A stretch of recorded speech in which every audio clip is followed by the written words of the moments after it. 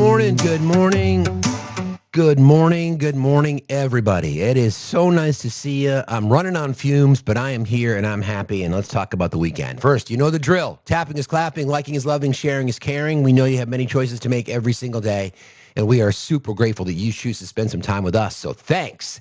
Gifting goal today, please help us out there. Please help us get back to the FYP. If you want to support the channel and our efforts to continue to do events like No Kings over the weekend, and as part of our Do Something tour that is now officially kicked off, please consider donating to Cash App, PayPal, Venmo, all at Factsstillmatter. Thanks to everybody who's donated so far, and more to come. Like I said, it was a bit of a test drive this weekend. Not exactly what I was thinking in my brain, but I'll share some stories for you guys because it was a great day, great weekend all in all.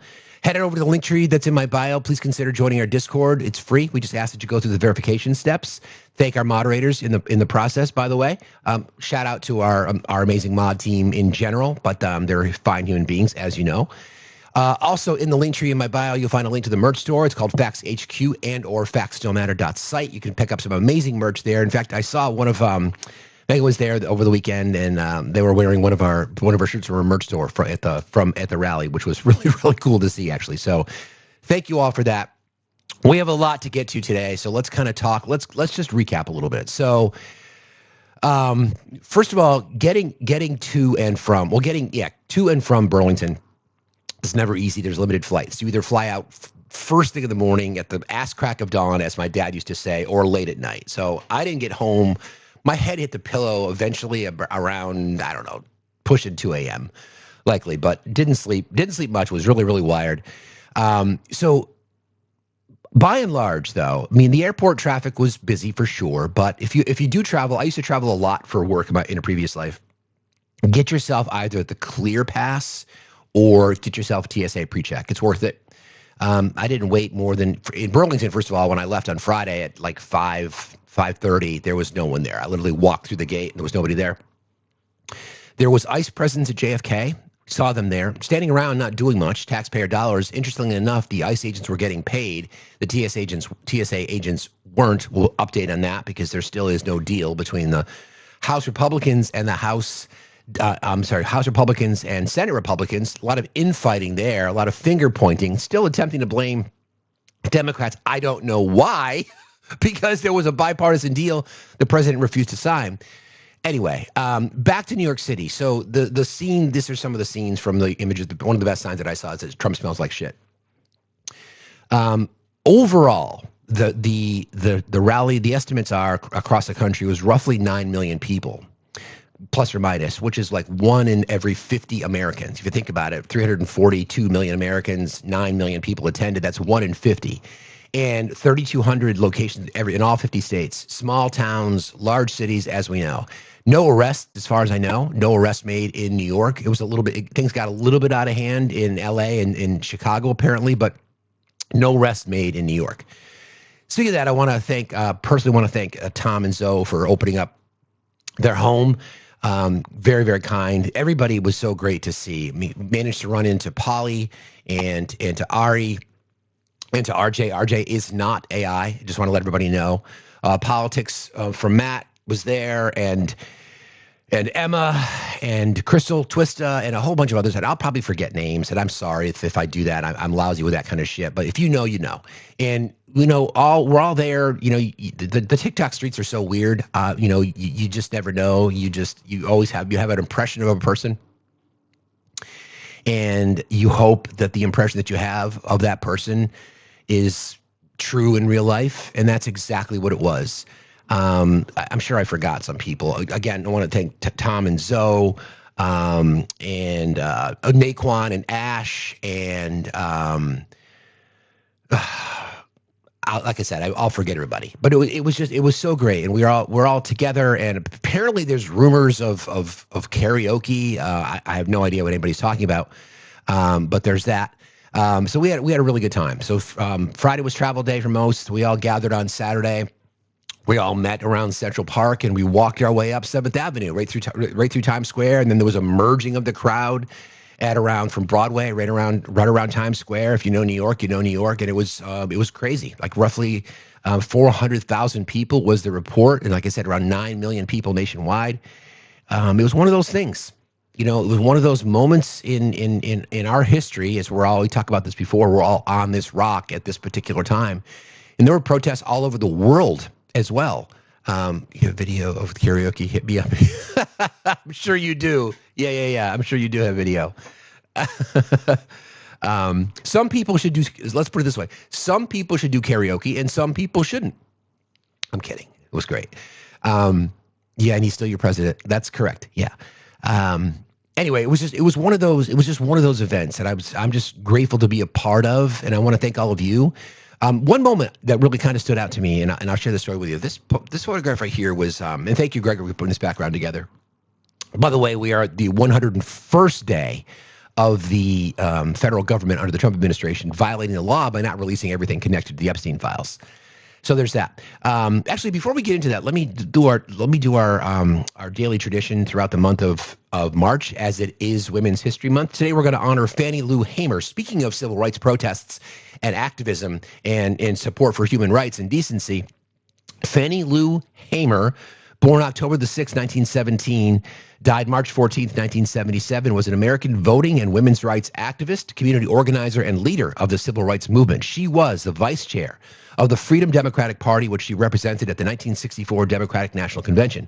Hamer also organized Mississippi's Freedom Summer, along with the Student Nonviolent Coordinating Committee, or SNCC. She was a co-founder of the National Women's Political Caucus, an organization created to recruit, train, and support women of all races who sought election to government offices. Hamer began her civil rights activism in 1962, continuing it until her health declined 9 years later. She was known for her use of spiritual hymns and biblical quotes, and for her resilience in leading the civil rights movement for black women in Mississippi. She was threatened, she was harassed, she was shot at, and she was assaulted by racists, including members of the police, while she was trying to register to vote. She later helped and encouraged thousands of black people in Mississippi to become registered voters, and assisted hundreds of disenfranchised people in her area through her work in programs such as the Freedom Farm Cooperative. She ran for the U.S. House in 1964, losing to Jamie Whitten, and she ran for the Mississippi State Senate in 1971. In 1970, she led legal action against the government of Sunflower County, Mississippi, for continued illegal segregation. Hamer died on March 14th, 1977, at age 59 in Mound Bayou, Mississippi. Her memorial service was widely attended, and U.S. Ambassador to the United Nations Andrew Young delivered the eulogy. She was inducted into the National Women's Hall of Fame in 1993. On January the 4th, 2025, President Biden posthumously awarded Hamer the Presidential Medal of Freedom. Fannie Hamer. And I think it's appropriate to kind of bring this up now as we discuss often about how we need to move through society. And I want to give a big shout out to Hector and to Erica. Hector in particular, because he very kind of you to do this, man. I don't know if you're here yet, but I wrote something after just reminding people what's at stake and what it is that we're fighting for and what it is that we're trying to protect. And black women have taught us all how we need to move differently. And here's an example. We moved, many millions and tens of millions of Americans have moved differently. Now, I would like to think that maybe people, or maybe white America, finally taking cues from black America, black women in particular. But I think it just goes to show you that if you're focused on the things that really should matter, then you can get results like this. The question is, like, what's next? So what I want to do today is I want to hear from people who attended various rallies across the country. I know that there were some in small towns. I know our friend Sam went to one near her in bright red Missouri / Arkansas. And I know that there's stories of other people from across the country, but it was, again, I just want to thank everybody for showing up. Met some followers of the show, people who are in our lives all the time. It was great. Spent a little time on Wall Street yesterday, which was interesting. When you talk about, we fight all the time about the greed and the corruption in the Epstein class, right? And Wall Street, for good or bad, is the hub of it. And you walk into this particular area and you see the clear divide between the haves and the have-nots, and then you wonder what it is that we're fighting for. And then I'm reminded of 9 million people showing up, friends, neighbors, people who don't know each other, people whose lives will never interact again. No more crossing streams. But that was just it was a great day, and I'm glad to be a part of it. So I do want to hear from folks today who did attend an event, and I'd like to get your perspective on it. We'll try to cover the news. Like I said, I am running on like no sleep at all, but we'll go as long as we can today. Jess, don't do it. Anyway, so I guess where to start. Well, you know what I'm going to do. I do think. I mean, again, I want to thank Hector for doing this. I want to read something I wrote because I think it's appropriate. It's appropriate today because I think we're talking about like what's next when it comes to democracy. So this is something I posted on. You can find it on my Substack. It's free to subscribe to Substack. I would appreciate that. I'm gonna. One of the commitments that I've made, I was thinking about it on the plane last night. Oh, by the way, we sat at the gate for 45 minutes. This is the deal when you're trying to fly into Burlington. Here's a little tip. Little tip for you. If you're ever flying to Burlington to land that does not exist, and you are on the last flight, if that's what they give you, change it immediately because you will never get in anywhere close to what they tell you. So we were supposed to land at 11:30. We didn't even take we didn't even take off until like 12:25. Something along those lines. And then we sat in the tarmac for anyway, long story short, if you're ever flying into Burlington, come visit, please. Absolutely. But plan on having it be a long time. So anywho. So I wrote this a while back, just to kind of talk about what's next and what it is that we're fighting for. So if you allow me to indulge briefly, I will. A plea to humanity. A plea to humanity. What's at stake in 2026? There are moments in a nation's life when the conversation stops being about politics, parties, or personalities. The moment becomes bigger than all of that. The real question becomes simple and far more important. What kind of people do we want to be? In 2026, America is facing one of those moments. Our country was founded on a promise that was never fully kept, but always worth fighting for. That all people are created equal, that liberty belongs to everyone, and that justice is not reserved for the powerful alone. Those words were not the finish line. They were the starting point, a direction for every generation to keep moving forward. Human rights are not a slogan or a partisan talking point. They are the basic agreement we make with one another so that society can function with dignity. The right to speak freely, the right to worship or not worship without fear, the right to due process, the right to bodily autonomy, the right to safety, to opportunity, respect, no matter who you are. When we weaken those rights for anyone, we weaken them for everyone. History rarely announces itself with a single dramatic moment. Rights are usually lost slowly through small exceptions, through fear, through language that tells us some people are less deserving than others. First, it is their freedom. Then, before long, it becomes ours. Every generation of Americans has faced this test. There were those who defended slavery and those who risked everything to end it. There were those who opposed women's suffrage and those who marched for the vote. There were those who enforced segregation and those who crossed bridges and endured beatings for civil rights. There were those who turned away refugees and then those who opened their doors. We like to imagine we would have stood on the right side of history, but history is not something that only lives in textbooks. It's happening now in our laws and our institutions and our everyday choices. Human rights are not abstract ideas. They are about real people. They are about the child who needs food and health care, the worker who deserves fair pay and safe conditions, the immigrant who seeks safety instead of violence, the elderly person who depends on dignity in their final years, the student who wants to learn without fear, the family who simply wants a choice or a chance to live in peace. When we talk about policy, we're talking about these lives. A nation that forgets human rights becomes smaller, becomes colder, becomes more afraid. Compassion is treated as a weakness. Cruelty is rebranded as strength, and people are divided into categories of worthy and unworthy. And once that line is drawn, it never stays where it started. The promise of America was never that we would be perfect. The promise was that we would keep trying to be better. That requires courage. It requires empathy. It requires the willingness to defend the rights of people we may never meet. Human rights are not about protecting ourselves. They are about protecting the person who has the least power in the room, because if their rights are safe, everyone's rights are safe. So in 2026, the question before us is not just who wins the election or which party gains control. The question is whether we will continue the long, imperfect march towards dignity and equality, or whether we will turn backward. The future is not decided by slogans. It is decided by ordinary people choosing day after day to stand up for one another and to do something. If we lose sight of human rights, we lose the very idea of America. If we protect them, we keep the promise alive. The choice is ours, and our time is now. So I was thinking about that, and then again, shout out to Hector for doing a post with that featured, and it's important. You guys know me well enough to say that I tend to just lay that out there. This is who I am, and these things matter to me, and they've always mattered to me. And when we have events like this, right? When we have events and people come together under the premise, for whatever reason, people were there. I mean, there were people that were standing specifically against immigration, against ICE, or against the billionaire class or the Epstein class. It didn't matter. Collectively, we're all breathing the same air at the same time, and I think that's the whole point, right? Now, there were groups there that traveled together, that were in the same costumes, they were in the same clothing, they had the same types of signs. Everybody had a reason to be there, but the common thread was, what is it that we're fighting for? And we're fighting for human rights. We're fighting for decency. We're fighting to be better. That we want education. How dare us want expanded access to education? How dare us want healthcare? How dare us want to address food insecurity? How dare us want the rule of law honored? How dare us that we want money out of politics? These are all these, we all scratch our head like, what?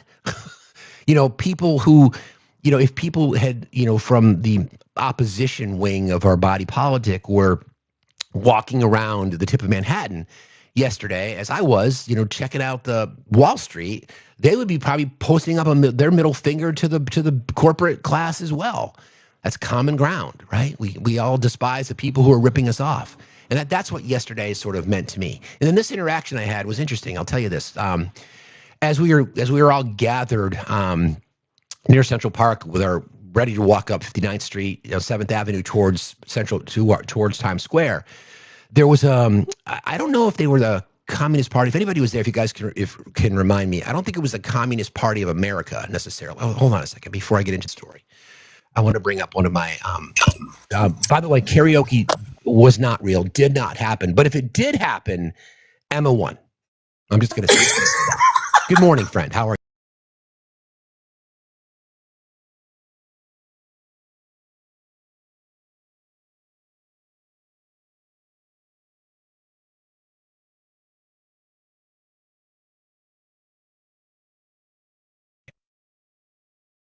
You can unmute.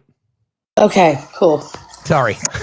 You're fine. I was just coming up to say good morning. I spent the weekend protesting with the weirdest, most radical left lunatics I have ever met in my life. Like, I almost thought about calling Kash Patel at least twice. True. Your voice sounds better than mine, but not much. But I was just reading. So in Indianapolis, to maybe 3,000 people at the State House, 12,000 people showed up for the No Kings, guys. 12,000 in Indy. Look at that. We're cute. We're cuties. Uh-huh. We're cuties. Uh-huh. Yeah, I mean, what was your thought? What was your takeaway? Like when you were sitting on the plane or driving or whatever? Oh, we're leaving this morning.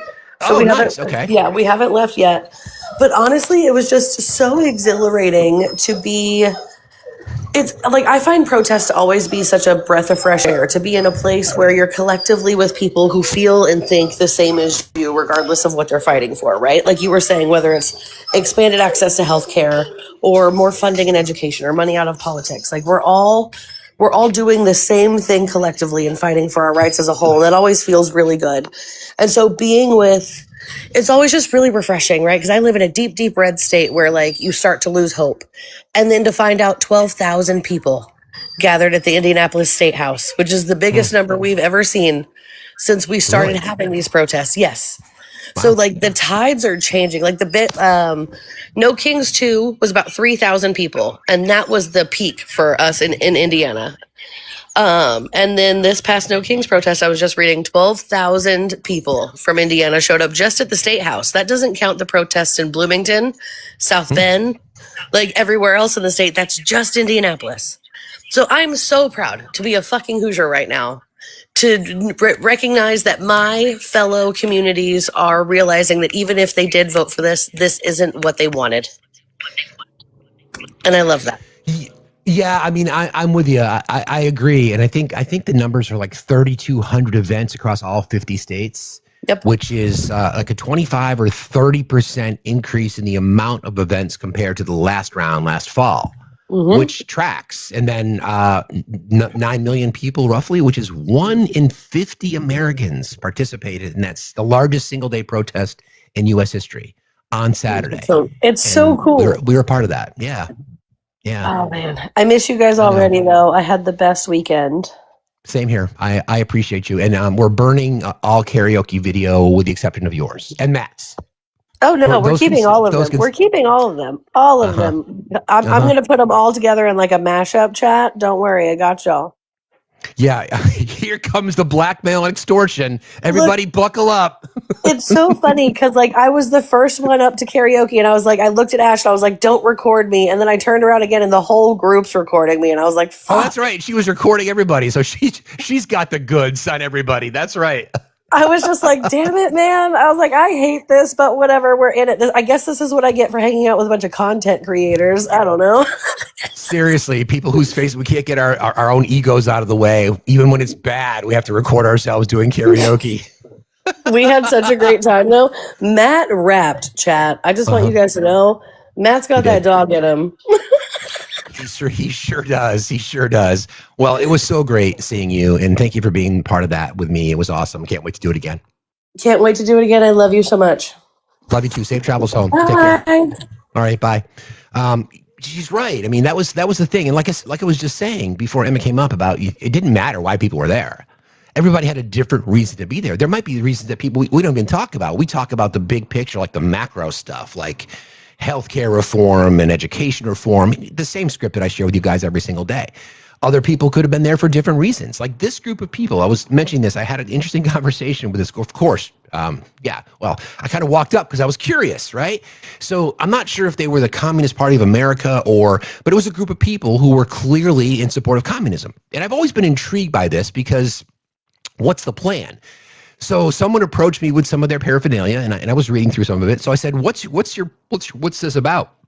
And now I want to give credit where credit's due. She might have been brought into this movement. She could have been a volunteer. She may not know everything about it. But I asked a couple of people. They all had sort of the same answers, right? Hey, Tom.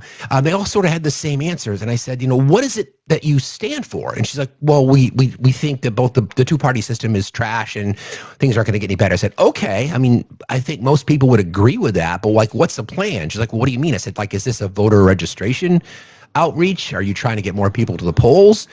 And she's like, no, it's the two-party system. I'm like, I get that, but like, what's the answer? Like, what's the end game? What do you want America to look like, and how do you get there? So I appreciated the sentiment, but it was really, I should have recorded it. I mean, it just kind of happened, but it was really weird. It was just a really weird moment because it didn't seem like there was a lot of push. And then I was observing people who were shouting down capitalism while they have their leather handbags and their fancy recording equipment. I'm not judging that, but it was just an interesting moment. And I like the effort because a lot of things they were talking about are the things that we all care about here. And I guess my advice, I'm offering it unsolicited. If that's the kind of country you want, that's awesome, but you can't brand it as communism because it's just not going to fly. It's like we have a hard time trying to convince people that universal health care is something we should all have. We've all discussed about trying to rebrand that as something else, like Patriot Healthcare or whatever you want to fucking call it. You can't go around to Middle America. You can't go around to swing districts. You can't find moderates. They're going to all of a sudden sign up for the communists take over our country. I get it. I understand, but you just have to look at it differently. I was thinking like the workers' rights movement or labor organizers of America. That's all been tried in the past, but it's got to be branded as something. Anyway, groups like that. There was a DSA, Democratic Socialists of America group that were marching. There was very, very little counter programming, so to speak. And I spent a lot of time over the weekend talking to Polly and Matt. We had a really good conversation about that. Gentlemen, if you're here, thank you both. About, there's no counter programming. When we talk about counter programming, I think about how Fox and the media empire and the amount of right-wing podcasters, whether it be through the manosphere or others, how they are just dominating the social media airwaves, like dominating it. And we don't have that. So we all said it's kind of us collectively, right? So when we talk about these things, let's be honest, friends, talking about human rights is boring. I mean, it's boring. And that's obviously, you know how I feel about it, but it doesn't resonate. The culture war that the right's been fighting for 50 or more years, those things are bumper sticker politics, bumper sticker rhetoric, I guess you could call it. But there's nothing more important than human rights. You know, the basic elements: food, water, shelter, and healthcare, I believe, are basic human rights that we should all be fighting for. But it's just not sexy, right? It's just not sexy. And I'm not saying that the disparaging, horrible things that the right says about human beings is sexy, but I think you get my point. So what's the counter programming? And I think it's us. I think it's the collective. It's we the people. It's events like this. It's reminding people what's at stake. You know, as I wrote about, it's like if we lose sight of human rights, we lose the very idea of America. If we protect them, we keep the promise alive. The future is not decided by slogans. It's decided by ordinary people choosing day after day to stand up for one another. I believe that. I have to believe it. I wouldn't be here every day if I didn't. So that's always my push. That's my do something every single morning. Good morning, Rhonda. Rhonda, are you there? I guess not. So I guess just think about that in your travels, right? I mean, it's frustrating, and I've got some sound I'll play this morning, just because we have to be reminded as to what it is that we're fighting against. Yeah, it's not marketable. You're right. As somebody who's been in marketing and promotions for going on 30 years now, it's crazy to think about. Effective ad campaigns, and I've mentioned this to you guys before. If you think about some of the most effective ad campaigns that we always remember, right? Be like Mike. Where's the beef? Just do it. 3 words, easily consumable, always going to be logged into your memory bank. And then right-wing politics uses the same tactic. It's not a coincidence. This is by design. This has been studied, right? This has been researched. Lock her up, butt her emails, fuck Joe Biden, stop the steal, et cetera, et cetera, et cetera, et cetera. All those are good one, Sam. Yeah, exactly. Those are effective strategies. So what's the counter programming to that? I don't know if there is one. Freedom, safety, affordability, things like that. But again, it's not, I don't like the idea of bumper sticker slogans, but I think that's kind of almost I don't want to say what's necessary, but I think there's an opportunity there for us to kind of relook at strategy. If I were to pick my job, give me communications director of the DNC. Mick Putt, how are you today? I'm all right. I just got done watching Manosphere, and it's making me want to be more proactive in our young men and trying to help them on their journey, why they shouldn't be voting the way they're voting, and this misogynistic bullshit that they've come up with here lately. And I was wondering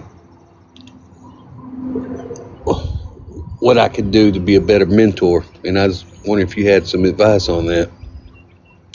That's a great question, friend. It's a fantastic question. How old are you, if you don't mind me asking? I'm 45. I have no kids. Okay. What kind of, that's a fucking great question. I think the question is, I think it has to start with calling out bad behavior from men.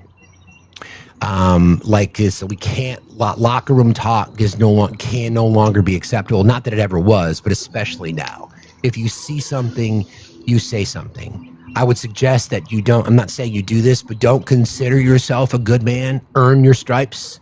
Do the things, not just about the talk. Make sure you're walking the walk as well.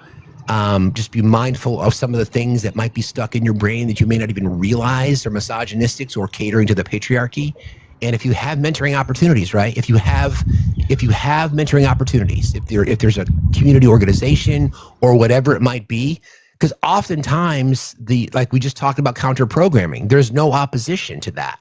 When they watch the red pill, if you think about it, you're drawn in by the glitz. You're drawn in by the beautiful cars and the beautiful women on your arm and your riches and your condos and your spray tan and your 6-pack abs.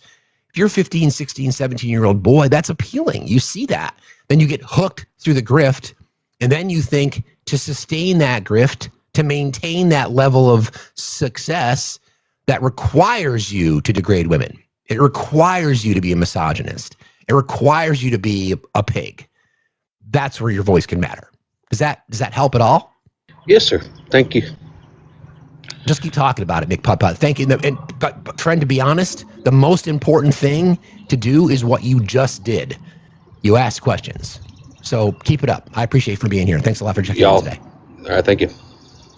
Take care. I mean, I love that. I mean, I think that's what this comes down to. That's what this whole thing was about, right? We can't fix this overnight. I mean, how many times have I told you guys that the right's been playing this long game? 50 or more years now. They have been like counting on this, and they got it. and they got it, right? And now the opposition, I like this analogy. This analogy that sort of hopped in my brain is that Trump and the Christian nationalist right grabbed a fine piece of china off the wall. Imagine that piece of china is the American democracy, right? And our just our rights that we take for granted. And Trump grabbed it in 1 second and smashed it on the ground into 1,000 pieces. My fear is that people on the left think that we can fix that plate in the same amount of time that it was smashed. And no, that's just not the case. It's going to take work. It's going to take more of this. It's going to take sustaining this a bit more. And I made some notes when I was on the plane because I had a lot of time about some of the things that we should be thinking about as to how we can continue this momentum. Got to remember where I wrote them down. Hang on a second. Okay. Stay informed, right? I had a lot of people come up to me, and this means a lot to me, that a lot of people had said that they count on us, the collective us, the creators that we trust. And we had a really good conversation. We all do our shows a little bit differently, right? We all have the one-on-one conversations with MAGA guests. Some people will panel. We all do our shows differently. As you know, we don't do debates much here anymore, although I'm not afraid to talk to anybody. We all do our shows differently, but it's a question of staying informed. Reputable news sources, people you trust, make sure you're verifying, make sure you're holding, like I want people to hold me accountable. In fact, I expect it. Like I don't ask a lot from you guys, but I expect you to hold me accountable. If I see something or say something that you don't agree with, challenge me. It doesn't mean we're always going to come to agreement, but I want to hear the feedback, especially if it comes in, if I led you down like a misinformation path that was either dangerous or irresponsible, call me out on that. And I can honestly say this about all the people that I met this weekend and other creators who I haven't met. They all feel the same way. They all feel the same way because to do this requires an element of trust that we hope that we have built with all of you. You spend time with us every day, every week, every weekend, whatever that might be.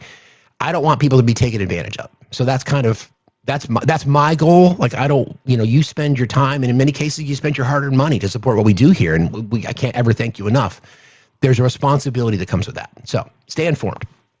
My voice cracked again.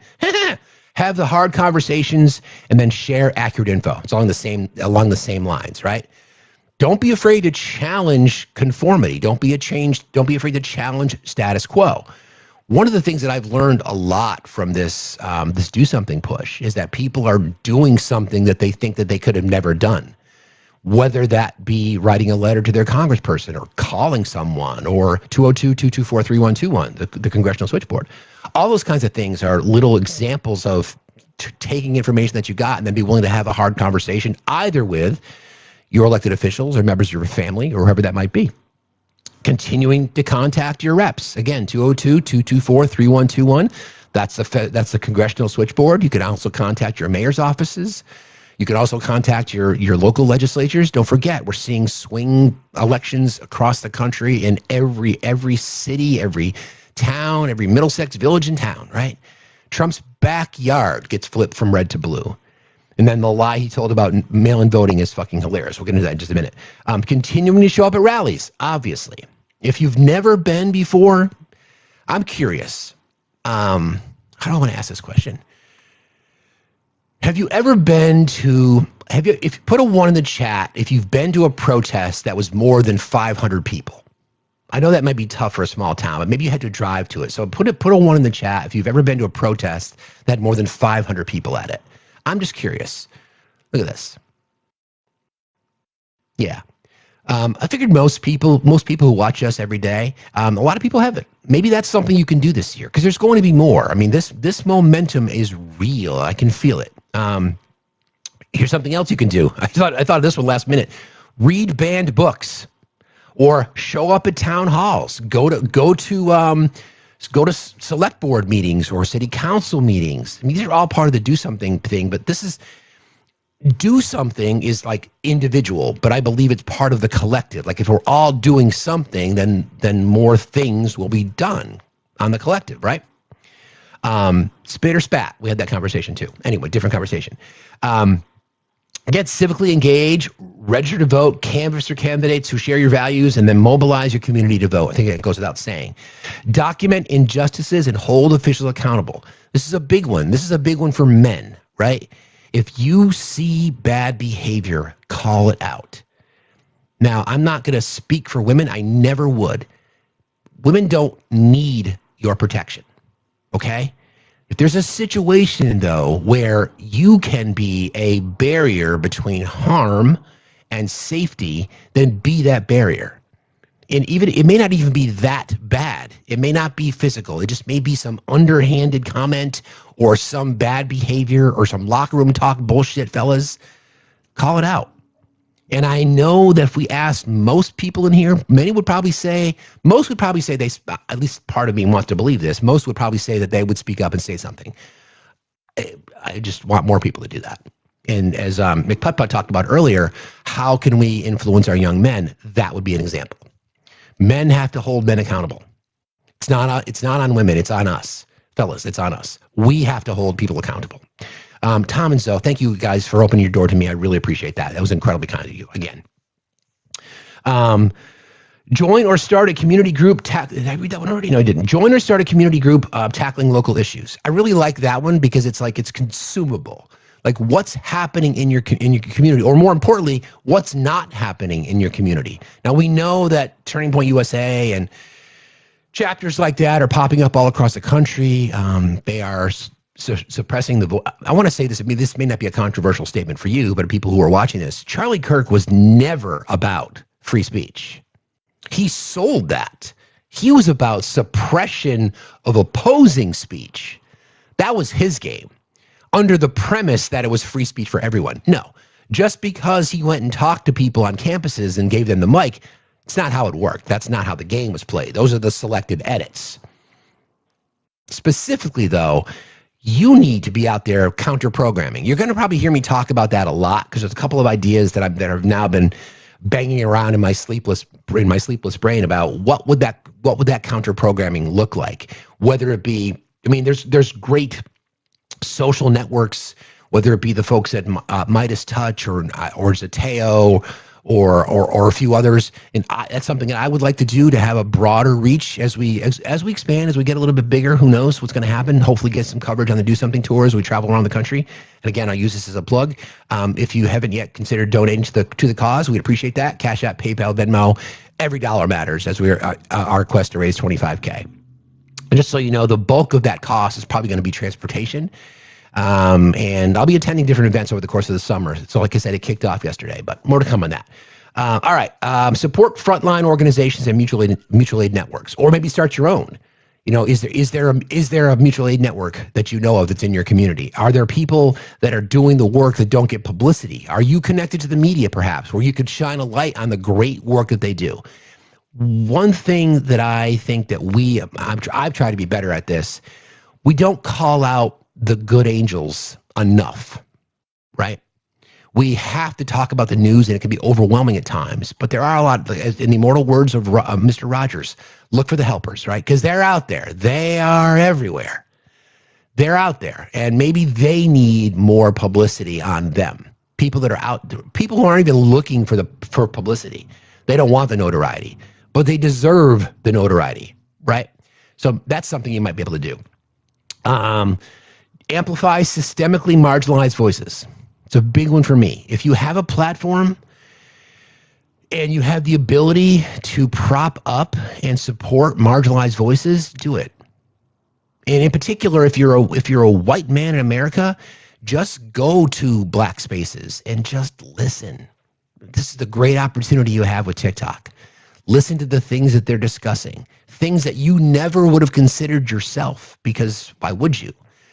Exposure to it, right? As we're always talking about this quest to find empathy. Personally, I don't think you can gain any or understand empathy until you find understanding.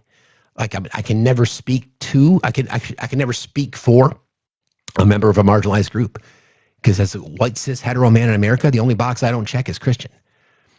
So I want to learn, and I have been.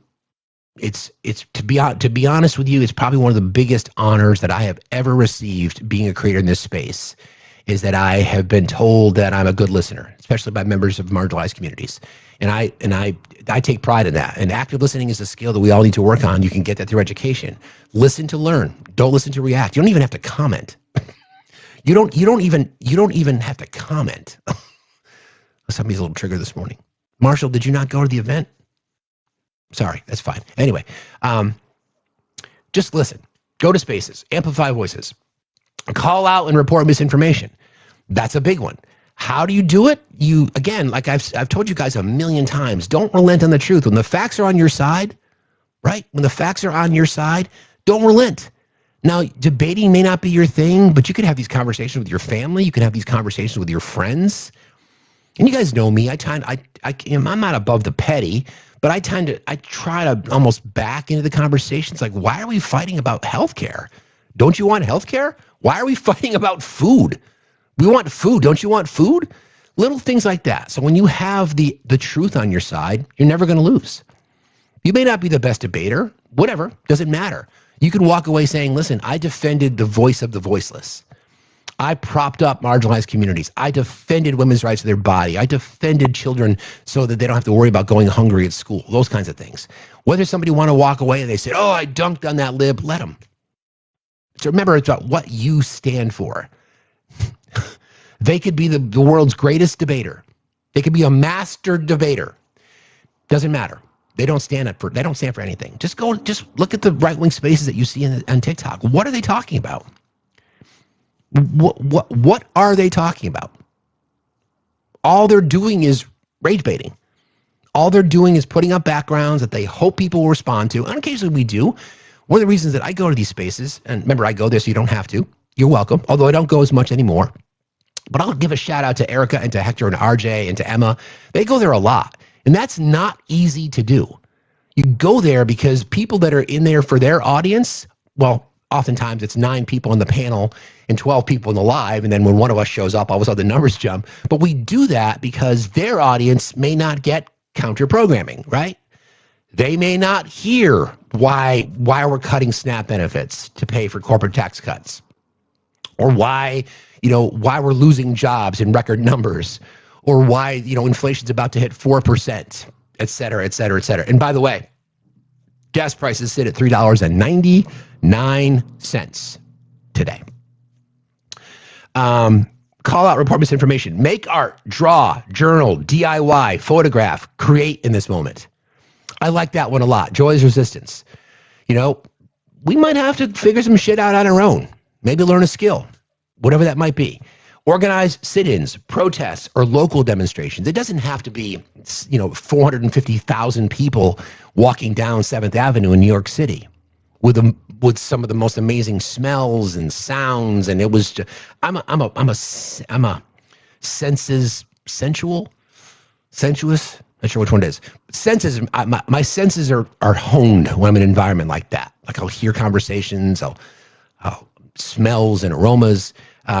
No expectation that anybody can pull off organizing an event like this. Props to the organizer who did, but you could sensory. Thank you, sensory. Thank you, Francis. That's the word I was looking for. Yes, thank you. But you can create one of your own. Again, make art, draw, journal, DIY, photograph, create in the moment, and then rest. Find joy, get outside. Fascism thrives when we're burnt out. Don't give it the power. I think that's the one that I rewrote a couple of times. I didn't really like the way it came out. And I was thinking, man, this is tiring. So rest. find joy. Joy is resistance, whether it be varnish or whatever that might be. It doesn't matter what it is. Yeah, free Francis and free Sam. Exactly. I can't give, I shouldn't say I can't give you the script. I tried to. You have to make a decision. All of us do. We are really in this moment because fascism's here, and I've got a little bit of a breakdown that I'll read for you guys in just a moment. But we can no longer talk about it as in fascism's on the rise. It's here, and it's not going to go anywhere. And that's the biggest thing. It's not going anywhere unless we take it back. Acorn, how are you today? Hi. Thank you for having me up. I'm actually really struggling, but I'll leave it at that. I took to heart what you said earlier about like having the uncomfortable conversations, sharing accurate information, calling out and reporting misinformation, and holding people accountable. And I just want to preface this by saying this isn't to take away any experience that people had on Saturday. Sure. Where did you get the 9 million number from? Do you know? Nationwide. Who is providing that information? Like I've seen numerous, well, the Census Bureau is one that reported it. I've seen news agencies, multiple news agencies from all political spectrums say between 8.5 and 9 million people. So that's enough people. I would think that there's enough people reporting on the same number. I think we can take that to heart. Okay, it's impossible to give the actual factual number on something like that because it's guesswork. But if there's numerous agencies who've been reporting around the same number, I would not have shared that with you guys if I didn't feel comfortable. Okay, I'm going to challenge that number, and just bear with me, okay? Because it might be that number, but it might not be. And the reason I'm going to challenge that number is because the No Kings Coalition, they use a formula to come up with the number that they put out. And it's my understanding they put out 8 million. So that's why I was wondering where 9 million came up with. They use a formula, and the formula isn't fully disclosed. They don't say that here's our formula, and they don't present it as this is our formula, this is our projection, this is our estimate. They kind of just present it as fact. And you're right, it is difficult to get an exact number. But I'm the founder of the We Count project, so this is something that I'm really passionate about, educating organizers on how to get defensible counts.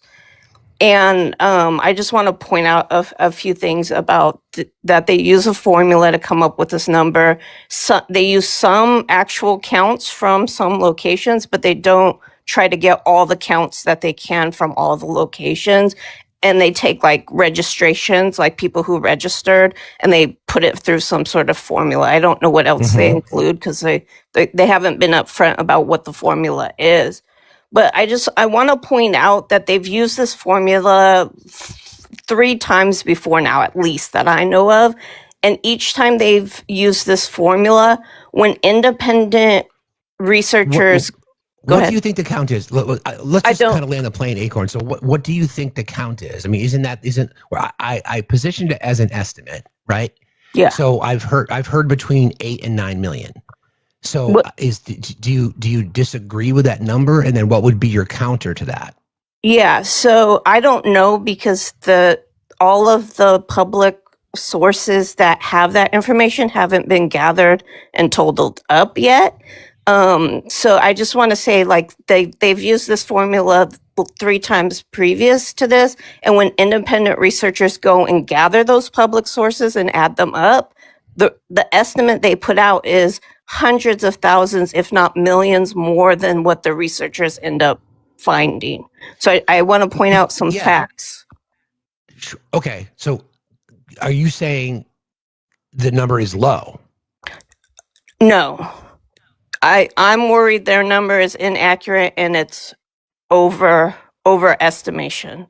That when the researchers like the Crowd Counting Consortium go through and look at public sources and add up the total is going to be much less than 8 million. Okay, the thing that we have to consider, though, Acorn, is that some people registered, some people didn't. So how would you, like crowd size estimates, for example, Yeah, what you there's do, crowd. yeah, when you look at a crowd, you have to say, okay, how big is that square footage? You can Yeah, run AI programs, you can do mathematical yeah, equations. So the estimate from New York was between 350 and 400,000 people. That was the estimate. And what people did is they compared the amount of people that were there Saturday to the amount of people that were there last year for the same type of protest, and it looked bigger. So therefore, you can assess how bigger it was, and then you can do some maths to yeah, determine. We estimate it was roughly between 75 and 100,000 people more. So yeah. 3,200 events across all 50 states. That would tell you that there was more people than the last time. I think it was 7 million people that showed up the last time. So the simple But the math. 7 million isn't what actual researchers found. Researchers found 4.1 million for that seven. When No King said 7 million on October 18th, 2025, the independent researchers could only find public records, public sources for 4.1 million. I will challenge that. I don't necessarily That's a agree crowd with counting that. consortium. I understand that, but what's the methodology behind the crowd counting consortium? Because it's still an Facts estimate, right? still matter, right? Facts still Acorn, matter. isn't it? Acorn, isn't that Yeah. still an estimate? No, what they've done is they've gathered the public sources from as many of the protests as possible and Right, added it up. but it's still an estimate. But it's still an estimate, right? But it's an estimate based on fact. It's an estimate based on off of what public fact? sources. What Acorn? What fact? The That's what I've public been trying to get you to sources. answer. The public What public sources. sources? The What 7 public million sources? wasn't public sources. The What 4.1 was. What pub Acorn? It's newspaper public articles. Acorn? It's Excuse me. it's Acorn. newspaper articles. Acorn. Excuse me. You're using the same methodology that other people are using too. So you can't say. So did you participate in the protest? Did you go on Saturday? I wasn't able to because I'm a wheelchair user and my wheelchair wheels broke and my alternative wheelchair doesn't have tie down, so I couldn't travel. Okay, so this is what I'm saying to you. You are saying that these estimates aren't accurate. So what I provided to you was newspapers, crowd counts, census information, helicopter video footage of the areas. I also provided you that there were more organized protests across all 50 states this year. The math would then tell us that there was more people in attendance this year than there was last year. Your counter to that was the exact same thing. You said you had sources that used newspaper articles, photographs. So I guess that's why I positioned this entire thing as an estimate. And my point is that I believe more people showed up based on the fact that there were just the sheer numbers. There were more events across more states in communities that didn't have them before. In the past, in some small towns, like Emma came up earlier, Indianapolis had like 10,000 more people at a rally that they've ever had before. So wouldn't logic then just tell us that there was more people there on Saturday than there was in the past? Wouldn't logic just tell us that? I'm questioning the 7 million. There might be more than 4.1 million, which is confirmed from the crowd counting consortium out of Harvard. Again, you can't say confirmed, Acorn, because your methodology is exactly the same as just described. It is. It's not. It's not. The 7 million was made by a formula. The 7 million.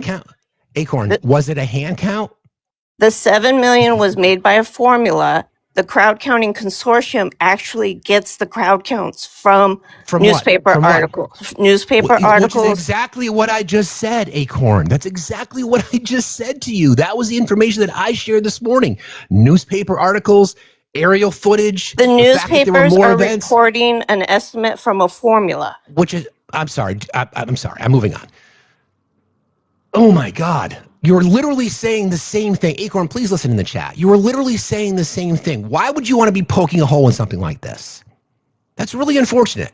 Why would you? That's just not helpful. Why would you want to do that? It's so unnecessary. It's so unnecessary. If you can't accept the fact that anyway, moving on. The fuck? Jesus. What? Anyway. Rosalita, hello? Okay, that was weird. Good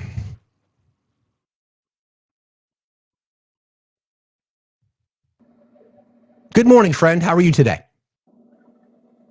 Good morning, Steve. How are you? I'm good. I'm sick, good. so I sound terrible.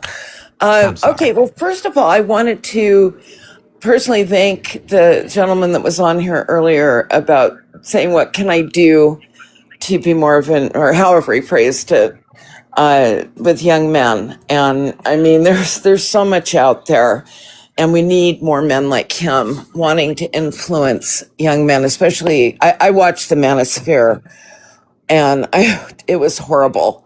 I barely got through it. But anyway, we need more of that type of interaction. I'm a grandmother of a 15-year-old who I worry about, as you can imagine.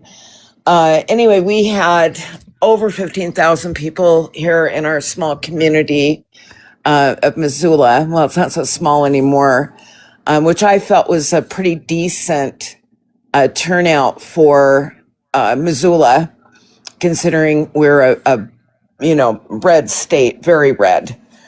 I mean, we just all have to be very careful about what we say around here, because we have a lot of that fanatical energy, if you will. Anyway, I also wanted to say to everybody, as far as the Do Something tour, there's a lot that we can do. I personally have sent out, I don't know, an unquantifiable amount of emails to customers and friends that I know have donated. Even if you just can't afford more than a dollar helps. It's $1 more towards the goal. I can't imagine any other content creator than Steve being the best person to go out there and do this. The passion that Steve has is, it's incredible. So I highly encourage, talk to your friends, talk to your neighbors, talk to your friends, have them come in and listen to Steve. I've directed everybody that I know and beyond to come in and listen to him. What he has to say, go listen to any of his TikTok videos, etc., because it's important. We need to stand up for the right things to do in this country. Otherwise, we're done. This country is in deep trouble. And I think that goes without saying, that if we do not do something, like what Steve's doing, and we don't have to all go out and do that. I mean, Steve's a very unique human being to not only put himself out there, but to actually use his own time, energy, etc., to make a difference. And whether it be sending an email, or whether it be having a conversation on the phone, or calling your local Democratic chapters. I contacted the Women's Democratic group here, and I've provided them Steve's information, because I think, especially being in a red state, women here tend to kind of dive underneath the bed and shiver, because there's just the anger that comes through. I also come from a time that Father Knows Best era. I mean, I remember going, and I think I shared this with you in one of our talks, Steve, that I remember going to the bank with my mom, and she just wanted to open up a little savings account for me. And they said, well, you need to bring your husband down, Mrs. Anderson. You cannot open up a bank account. And that had such an impact on me growing up. We're heading back there to that type of era. And if we're not careful to fight against this, that's where we're heading. Women losing their rights to vote, women losing their rights to their own body, even down to the, I suppose, menial things of being able to open up a checking account or a savings account. I mean, do you think that that's too far of a stretch by saying that, Steve? No, it's kind of what we're I mean, we don't have to look past the Dobbs decision. We don't have to look past what the SAVE Act is intended to do, suppress the vote of women in particular. No, it's real. I mean, don't forget, there are people in prominent positions in our government now who believe in the one vote per household mantra. So that's a new one. Oh yeah. I have They're out there. heard that. That's a Christian nationalist approach to it. So that's when you when politics and religion sort of cross streams, so to speak. That's what you get. Wow. Oh yeah. I mean, aren't people alarmed by this? I mean, this kind of shit sneaks up on society. But what's different? It absolutely does. But what's different? It does. Yeah. In this, whatever this is, okay, it's a movement.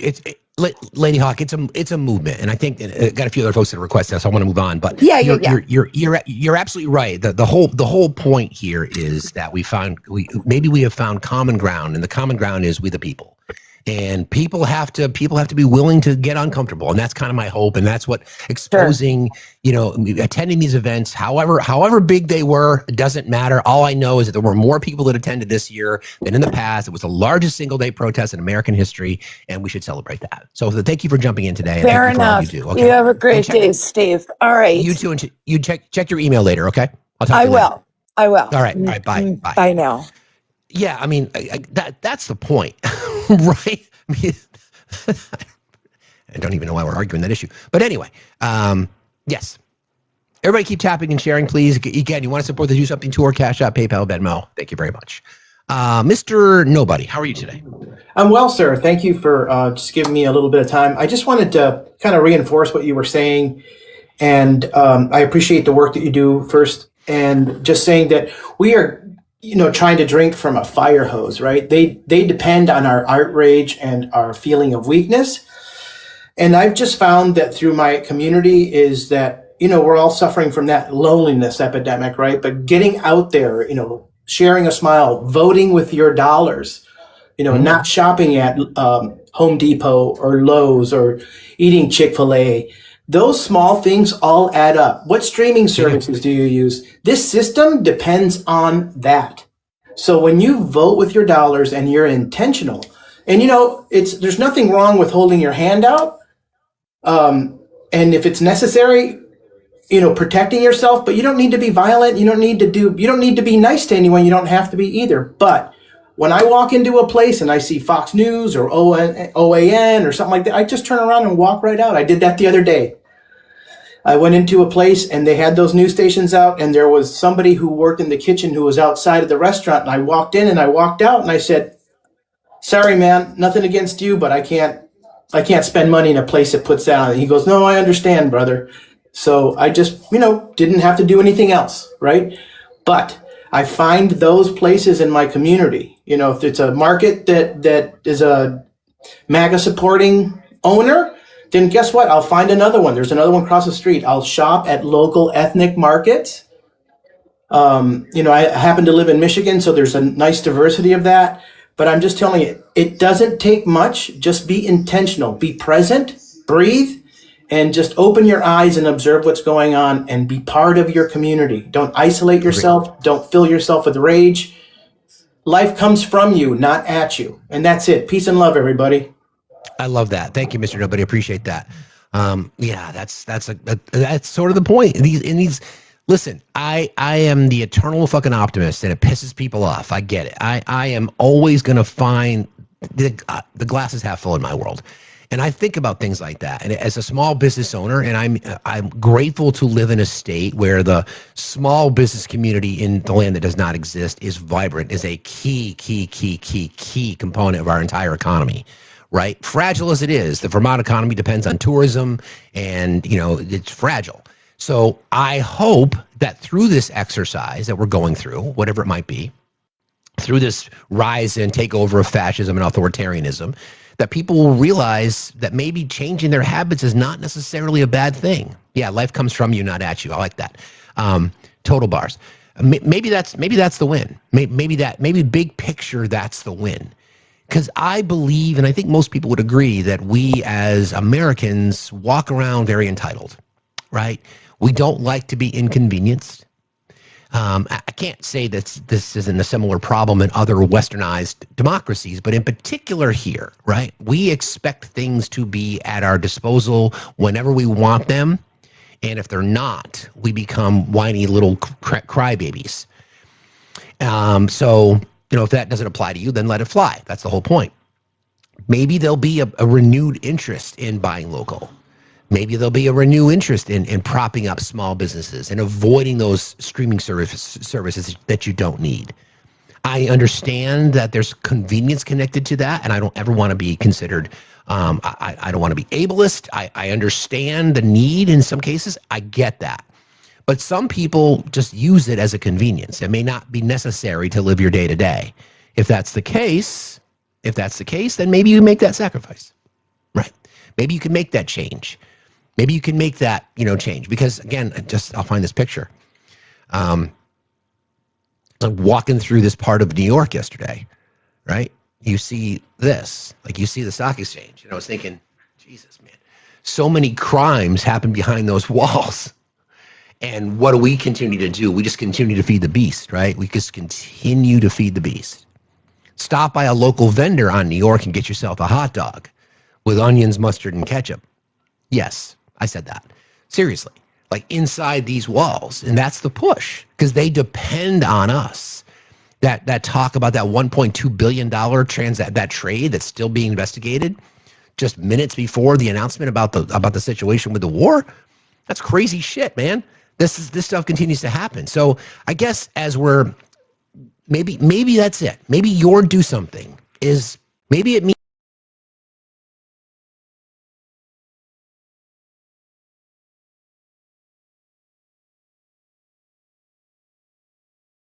Force One showing reporters a picture of the ballroom that, by the way, is being panned by architects and historians and everybody else. But maybe that's it. Maybe your do something on a small scale. On a small scale is canceling your lithium and cake, exactly. Because they don't care, so you have to. That's the point. Okay. Good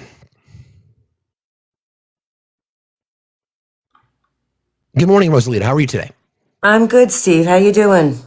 Fine, thank you. What's on your mind? Good. Great weekend. I just wanted to, I had called in before. I'm sorry. I was having an issue with my audio. Regarding the woman that called in about,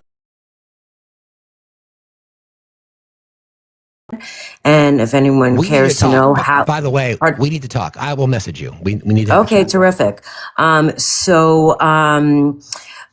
so let everybody know, No Kings is the umbrella, is the organization, and lots of different grassroots efforts work along with No Kings to get these rallies going. 50-51, Move On, Democracy Forward, etc. As a co-leader, after your event, you have to report your numbers. And we have counters, we had 1,300 people. So that was easy to count. New York City, it's kind of tough to count. Two things. So yes, we do have volunteer counters at the event. There is a formula, just the way there's a formula. I'm an event planner. We know you're having a cocktail party. You need a space that could fit, you need 3 feet per person per the space. So there is a formula, and it is a estimate, but it's a pretty accurate estimate. We can't get to the exact number of people. Most people, only about 25% of the people sign up online prior to. They usually just show up. The numbers are accurate. You have to report your number from all of your organizations that participate with No Kings, that have the signups through Mobilize, etc. You have to support your number. So that's where we get the number from. It's not from what a newspaper estimates or, who's pulling a number out of their butt. It isn't. We have a responsibility. We are, and we're bound to that responsibility. That's how the numbers come. And it was roughly 8,000 people plus. The numbers are still coming in. So, and it was silly what she was what she was saying. I was trying to understand, give her a little grace, but no, the numbers come from the organizers of each individual event. All 3,100 people 3,100 events that were planned. Each of those leaders have a responsibility to report. And I'm sure that there were smaller events that were planned that didn't go through No Kings, so the numbers are probably even bigger than what we're seeing. So that's my 2 cents. Reach out to me. I'd love to chat with you. I've been following along for your tour. You're doing great things. And I just have to say one last thing, Steve. Sure. After the election, you'll never remember. You get 1 million people calling in every day. After the election, I was one of those people that cried online because I didn't know what to do. And I took your advice and I got involved with a lot of different things, and we're doing good stuff. So we're going to get there. And I just want to thank you. It's a great community. Well, thank you. And by the way, Rosalita, my moderator, Sam, just messaged you because I had to ask, because I would want to, then I would forget, and I would have to ask the mods, who did I say I wanted to reach out to? Yeah. So, you'll get a message from Sam in your DMs. Awesome. All right, Steve. Thanks so much. You have a great day. Thank you, Rosalita. I appreciate you very much. You too. Yeah, that's the point, friends. Like, if you want to poke holes in it, go ahead. I'm going to choose to say what I saw. And I'm a maths guy, Obi. I love you, bro. But that was just for you. It was a day. It was a day in America. The weather cooperated. It was chilly when the wind blows. But all you soft people from all of my TikTok friends, you guys are all bundled up in your coats and your parkas, and you had your Siberian Huskies ready for the dog sled. It was like 45 degrees. I'm like, this is awesome. Great weather. If you know, you know. Okay. Why was I protecting people in Vermont? Been to numerous rallies up here. The one in particular in South Burlington, my son was there. He represented. But thank you for asking. Here. Look, you just heard D-Mine, how are you today? Put out on social media saying, hello? D-Mine, are you there? D-Mine? I guess not. Okay. And then I've got this. Morning. Good morning. How are you? Good. How are you? Fine, thank you. What's on your mind today? I just want to, one thing that kind of rubbed me the wrong way, not from you, it was from the woman earlier who made it a point to kind of call out your username of Facts Still Matter. Yes, they do still matter. When you're talking about numbers as large as we are, statistically, we do use estimates. Statistically, we do use approximations. So I just, to bring up the fact, but to kind of undermine your whole movement of Facts Still Matter, to kind of, and diminish that by kind of questioning such a large movement was a little frustrating. But just one more thing was, I really appreciate how it's the nuances of what you're saying and what you're doing. You pulled up the stock exchange building, and from the way that you pulled that picture up, I feel like you took it maybe yesterday or this weekend. Yeah, so in your mind, people will take a picture of that building and be like, oh, like that's, let me take a picture of it. But for you, you're thinking of the amount of things that happened are happening behind that building. Yes. And I think that's such a powerful thing to kind of take into account and lead with, is just always be inquisitive. Always be ready to be uncomfortable with the truth, be uncomfortable with reality. So that really did rub me the wrong way, especially just because you you are such a powerful individual with the way that you speak, with the way that you inform. So thank you. I just wanted, that was my little thing, but thanks for having me. Thanks for saying that. I appreciate you very much. Have a good day. Be safe You out there, too. friend. Thanks a lot. Yeah, that was sort of, it's funny that she said that, because that's kind of exactly what I was thinking. Like, there's people that were there that were taking photographs of the historic. If you've never been to Wall Street, I mean, the buildings are iconic. You know, it's a beautiful part of Manhattan. You know, took the ferry in, and thank you, Thomas, for that recommendation. Took the ferry in from Queens and down along the skyline. You pass the UN and you end up at Wall Street, right? And you see Wall Street, and you're like, wow, it's Wall Street. And there's these big buildings, and they're iconic, and people know who they are. Let's see if I got some more here. Like, here's a picture of the New York Stock Exchange, right? And, another picture of the New York Stock Exchange, another picture of the New York Stock Exchange. I'm thinking, damn, all the things that we talk about every single day, and the amount of G-sides that are executed behind these doors, all this kind of shit, and the people that are sitting there. I mean, there was more wealth, like, just in that space that we're walking through, right? Just there's more wealth that circulates through there every single day than any of us can imagine. And here we are fighting for healthcare and fighting for food and making sure that our kids can have a decent life. I don't know. So yeah, and I appreciate you saying that, because that was my thought too, is say, look at this. It's just this building, right?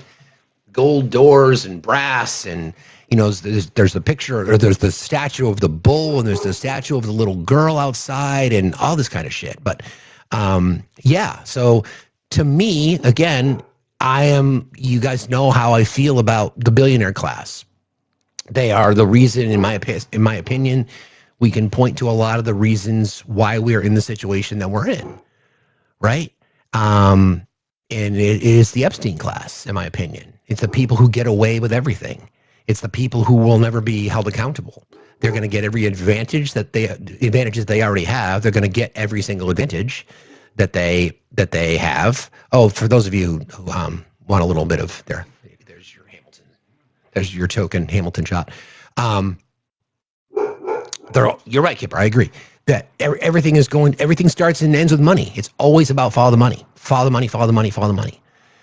And people yesterday, again, for whatever reason, just to kind of land this plane here, we'll move on a little bit, just for whatever reason, the estimate, the approximately between 8.5 and 9 million people who showed up there on Saturday across all 50 states, 3,200 protests, small villages, metropolitan areas, suburban areas, large cities. They could have been all there for different reasons, right? They could have been all there for different reasons. To me, it doesn't matter why you were there. To me, you were there. You stood up. You were the 1 in 50 of Americans who showed up for a protest based on estimates. So yes. Okay. Anyway. All right, a few other things. So back to the news. Thank you for that. I appreciate you guys. More to cover. We do still have a lot of activity that is happening in our world, as we know. I want people to understand a couple of different things. This is a statement from the president. This came out just before the show started today, actually. The United States of America is in serious discussions with a new and more reasonable regime to end our military operations in Iran. I'm going to pause there for a second. The war that's not a war apparently requires us to send in troops. But now we're in serious discussions with a new and more reasonable regime to end a war that we've already ended? Okay.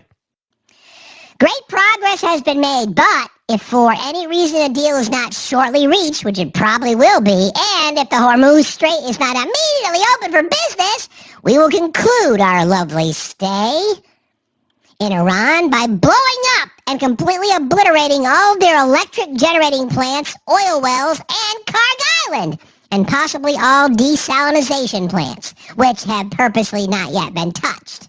This will be in retribution for our many soldiers and others that Iran has butchered and killed over the old regime's 47-year reign of terror. Thank you to your attention for this matter, President Donald J. Trump.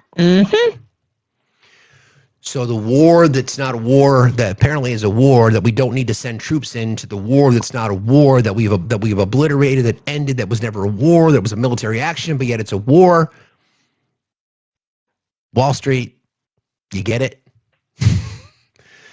That trade, and I've been trying to find any more updates on that, and I've not seen any. So what I'm referring to is that there was this massive trade, like $1.2 billion. That was like 5 minutes before the president made an announcement about a settlement, an end to the war.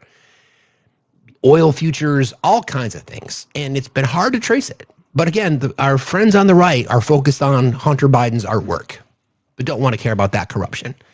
Don't want to care about that someone behind these doors right here, someone behind those doors made a shit ton of fucking money as the United States of America enters yet another endless regime change fight over what? Over fucking money. Here's this cool shot of the Freedom Tower. Went to the 9/11 memorial as well. I had never been there before. I've been to New York many, many times, but I had never been there. It's quite a place. It's quite a somber place. But anyway. All right. Another statement from the president. This one is controversial because don't forget, there's still things that are happening in the courts. And again, we are at day 101 of the federal government lying about the Epstein File Transparency Act and protecting a group of global predators. And a lot of those global predators, guess what? Figuratively live behind those doors on Wall Street. This is another statement from the president. He was on a bender last night. Birthright citizenship is not about rich people from China and the rest of the world who want their children and hundreds of thousands more for pay to ridiculously become citizens of the United States of America. It is about the babies of slaves. We are the only country in the world that dignifies this subject with even discussion. Look at the dates of the long ago legislation. The exact end of the Civil War. The world is getting rich selling citizenship to our country while at the same time laughing at how stupid our U.S. justice system is. Because tariffs! Dumb judges and justices will not make a great country greater. President DJT. What? Yeah, we know he's selling citizenship.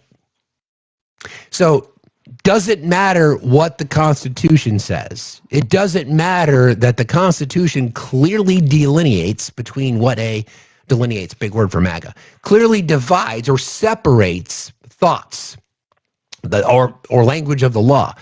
Constitution is brilliant with that regard, right? There are citizenship requirements, and then there are rights for persons. All persons born. Citizens have a right to vote, et cetera, et cetera, et cetera.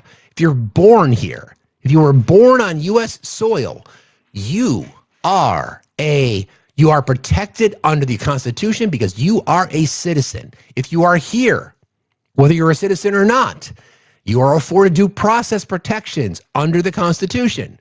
Stephen Miller doesn't like that. Stephen Miller doesn't want anybody who doesn't look like him, although I think one anal polyp is enough, quite frankly. So this birthright citizens component is then circulating through the courts again. And again, we can't allow our friends on the right to say that the left doesn't support the Constitution. We're out there fighting for it. This was what democracy looks like from Saturday. Whether it's 9 million or 4 million or whatever, this is what democracy looks like. These are the things that we're talking about. This is what privileged people do in our country. When I say privilege, people of privilege, white men particularly, when you're out there standing up for people to protect their rights, to protect their freedoms, to protect their liberties. That's the importance of this entire movement. Well, hello, I'm honored. How are you today? I'm doing just fine. Good morning. I heard the word Constitution and had to come on over and say howdy. I know that's your thing. Friends, if you don't follow Attorney Di, first of all, what the hell is wrong with you? Oh. So please do that now. Please do that now. Well, we've got a really big case coming up this week, as I think a lot of us all know. Very frustrating to see something like this in front of the Supreme Court again. Just heartbreaking. It is. I mean, I know you track this. I know you track. You're like me. Language matters, and you kind of like read between the lines a little bit to say Absolutely. what are they implying here? What was that question that was asked by that particular solicitor? And what was when the justice said this? What was he was alluding to? So, where is your brain at with all of this, Di? You know, man, before the immunity decision, I still had some hope, honestly. After immunity and then with Justice Sotomayor's comments, honestly, I really just don't know. I just don't know. We've got a couple flippers for sure with Roberts and, oh my gosh, I forgot her name already. Amy Coney Garrett. Thank you very much. That's right. Yeah. That's right. Yep. So we've got some significant swingers. Meanwhile, Kavanaugh and Gorsuch, not so much with the swinging. They're more with Clarence and Alito. So I just really don't know. And for me, if I'm at a point where I'm like, wow, I'm really wondering about birthright citizenship, we're in a bad place right now. And I think Sotomayor said it so great. She's like, well, the shadow docket is being misused, first of all. And second of all, there are just some questions that don't need to be answered by the Supreme Court because they've already been answered by the lower courts. Can you do me a favor? I've tried to touch on this before, but you're so good at this. Would you just explain to folks what the shadow docket is? Most people probably don't understand it. Sure. Okay, so we've got 13 circuits in the U.S., and they're broken up into different pieces. And so there's a justice in charge of each of the pieces of it. So what can happen is, we've got our regular docket where they pick the cases they want to do. And so that's what's set out. But sometimes there'll be a case that pops up that just has to have an answer right now. It just has to. And so it'll move its way up through the shadow docket. It's kind of like the emergency docket. We did that when we were talking about the mifepristone case. Right. We had some of that too with the tariffs case. I think moved faster than normal, though not on the shadow docket. But that's how we get the cases so quickly up to the justices. So if the one in charge of that area thinks it's super important, then they'll kind of talk to the others and say, hey, can we get this on the docket, the shadow docket? And they will. Sotomayor believes that we are absolutely abusing that shadow docket, and I agree wholeheartedly. It's like the TSA pre-check line as opposed to the regular wait, so to speak. Exactly. And still a mess like the other part of the airport. But yes, it's kind of on the quick grounds. So so obviously that's going to be on your radar. I know that there's a few other that case in Mississippi was troubling to me regarding the mail-in ballot question, that ballots have to be received now by election day, not just postmarked in advance of. That one was troubling to me because that's sort of almost like a counter to the SAVE Act in a way, because we know some states will allow ballots to be received as long as they're postmarked prior or on election day. They could be counted afterwards. Are you watching that case as well? I am. And Democracy Docket, I think, with, I believe, Elias. Mark Elias, right, exactly, yeah. Yep. Damn, they're just like amazing over there. They are so amazing tracking all of them. I've been tracking this one out of Mississippi.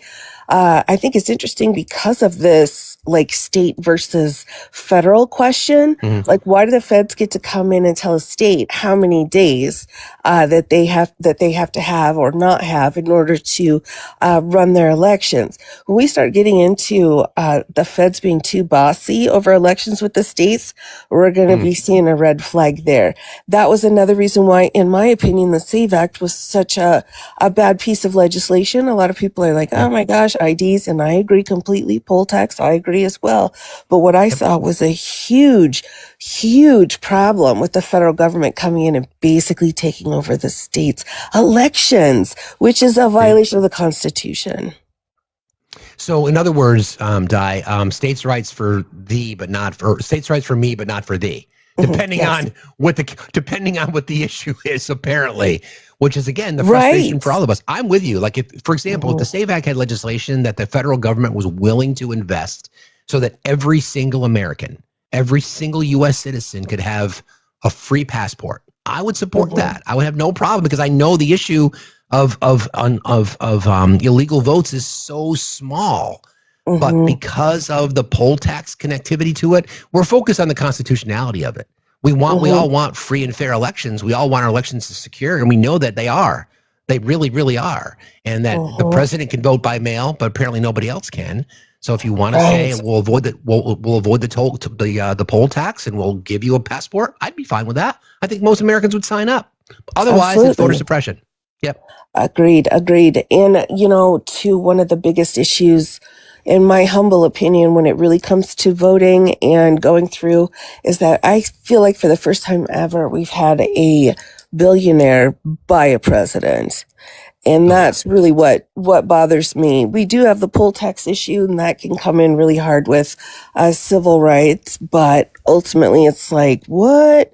I think that's going to be the question on free elections in the future, is saying, well, I'm not really sure because somebody can buy the votes here by the president, which is very frustrating to me.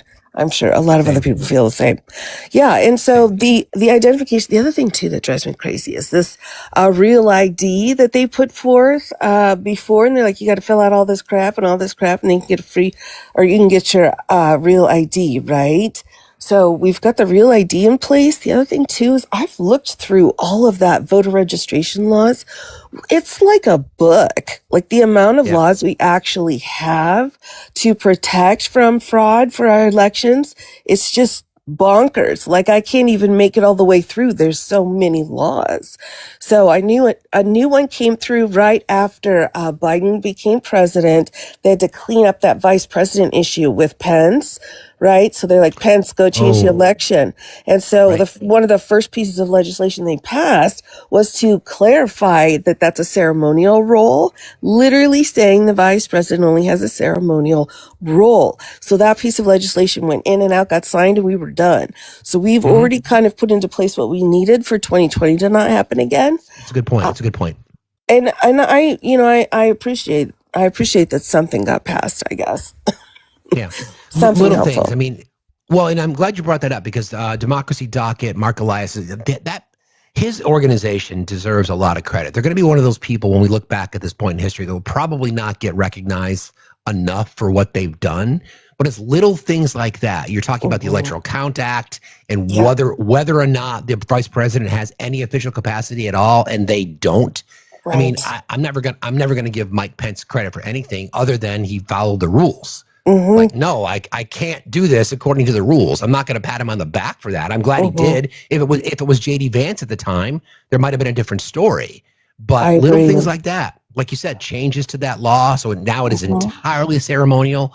All you can do, my guy, is open up the envelope and count it. That's it. You got nothing else. Yeah. Exactly. And the other thing too with this administration, and just to kind of be realistic with my profession here, we got some bad eggs. We got some bad eggs that are going into the different laws and trying to pull out anything they can possibly manipulate. Our judges are getting mad at them for doing that, which makes sense.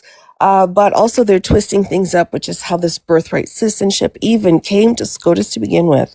They're twisting up that language. My biggest scared spot, though, when it comes to that, is the language they're twisting up came from Dred Scott. And so it's like they're bringing that same kind of mentality back to the Supreme Court. And that is just really unfortunate. I was going to sneeze. I guess not. Okay, I'm good. Oh, yes. Bless you in advance. Thank you very much. First of all, I appreciate your work, and I say that I discovered you early in my TikTok journey, and just the way that you break things down is kind of the way that I break things down. Although you go into much more complicated issues, so I respect it. So game respects game, as they say. So I'll leave that right there. But anything else in closing that you'd like to share with our friends today? And please, friends, if you don't follow Attorney Di, please do so. I guess I would just say, I've been following you too for a while now. You've got some good stuff going on in here, and I love your conversations. It's definitely one of the ways I like to try to start my morning is some coffee and then a little bit of a chat in here with Factsstillmatter, because they do. Thank you, friend. That's very kind of you. I appreciate Take care. You. Have a good day. You too. Out there. I mean, obviously, there's all these kinds of things, and I think somebody said it earlier about Steve Bannon famously said, we'll just throw a bunch of shit against the wall. It's like the muzzle velocity of disinformation, right? Remember, disinformation is intentional. Someone spreading false information intentionally is disinformation. Somebody receiving that information and then spreading it, thinking it to be true, is misinformation. They're both dangerous, but the muzzle velocity of disinformation from Steve Bannon and others, throwing a whole bunch of fucking shit up against the wall, knowing full well that not everything's going to work, but the little things will sneak through. Like, for example, attempting to change the Constitution when it comes to birthright citizenship, or using the power of the FCC, for example. I've been talking about this one for a long time. This goes back when I first got my hands on Project 2025, and I was kind of combing through it. I'm like, wait a second. Consolidation of three-letter agencies under the executive, the unitary executive theory. The three that stood out to me were the FEC, the Federal Election Commission, and we're seeing it now. The Federal Trade Commission, who our trading partners are, and the lengths to which the unitary executive would go to control trade, tried to do that through the IEPA. Thankfully, somebody stood up to that, the judges.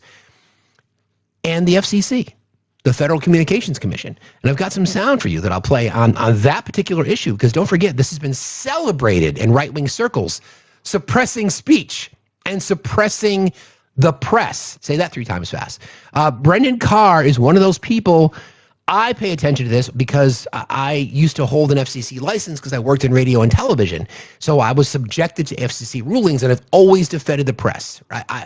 Look, I had a great conversation last week with Sinjay and with Paige, because Sinjay currently lives in Europe, and Paige, I believe, used to live in Europe. I think she's stateside now, but how they approach speech differently. Like, hate speech is just not allowed. It's baked into the Constitution. And the conversation became, who's the arbiter of that? And our president just gets a hair across his ass when someone says something about him that he doesn't like. Now, this is a CPAC event from over the weekend that Brendan Carr, the FCC chairperson, the person who's got the ability to say yay or nay when it comes to licenses. We hear for years, right? We're talking about the conservatives saying that their voices have been suppressed. Now, last time I checked, the FCC person, the FCC commissioner under the Biden administration, I don't even know their fucking name at this point, never threatened to pull licenses of broadcast journalism. Never celebrated, people being canceled, so to speak. Well, listen to Brendan Carr's approach to that particular topic, and then listen to the crowd reaction. That's the part that is the most disturbing. Trump is winning. Look at the results so far. Trump's winning. PBS defunded, NPR defunded. PBS, NPR defunded, and people are cheering. Joy Reid gone from MSNBC. Sleepy Eyes Chuck Todd gone. Jim Acosta gone. John Dickerson gone. Colbert is leaving. CBS is under new ownership, and soon enough, CNN is going to have new ownership as well. Think about that. Here it is again. And President Trump is winning. Look at the results so far. PBS defunded, NPR defunded, Joy Reid gone from MSNBC, Sleepy Eyes Chuck Todd gone, Jim Acosta gone, John Dickerson gone, Colbert is leaving, CBS is under new ownership, and soon enough, CNN is going to have new ownership as well. Okay, so, and this is, again, this is the fight that we fight. And I think a lot about this kind of stuff, right? Because I don't know, Cookie, I agree. Total fanboying over Attorney Di. Totally agree. Take your flowers, Di, if you're still in here. People in our community love you. I am genuinely concerned about the future of the press. Legacy media can go sit in the corner and do whatever, but in general, as an independent journalist myself, I've been given that title, but sure, I'll take it. There needs to be more of us, which goes back to the whole counter programming, right? If it's us, although there's so many of us with the same message, you have to look to people that you trust, right? Without a robust press, things like this happen. This is what happened in Germany. This is what happens in any authoritarian state. You go after the press first. Scooby, PBS was not slanted, my guy. It's editorial, sure, but just stop making. Scooby, didn't Sam stuff a sock in your mouth already once today? Is that your new kink? Whatever. Sam's waiting for the cue. Oh, she doesn't need me. She's just waiting for the cue to stuff another sock in your mouth, my boy. Anyway, I'm concerned about that. Okay, I am concerned about the future of the press, and we all should be. It's important. It plays a vital role. I think at the dawn of our country, the dawn of the Constitution. Don't quote me on this, but I feel like there were like a couple hundred different distinct publications, right? Which gave voice and voice and voice. And then, of course, media consolidation. I won't get on that particular road, but I'm worried about that. And when you go to the CPAC event and the FCC commissioner is sitting up there saying, hey, we got rid of PBS. Hey, we got rid of NPR. Kimmel suppressed. This journalist is gone. This journalist is gone. And people are celebrating that? Come on. People are celebrating that? That's not a good look. All right, let me just thank a few people here.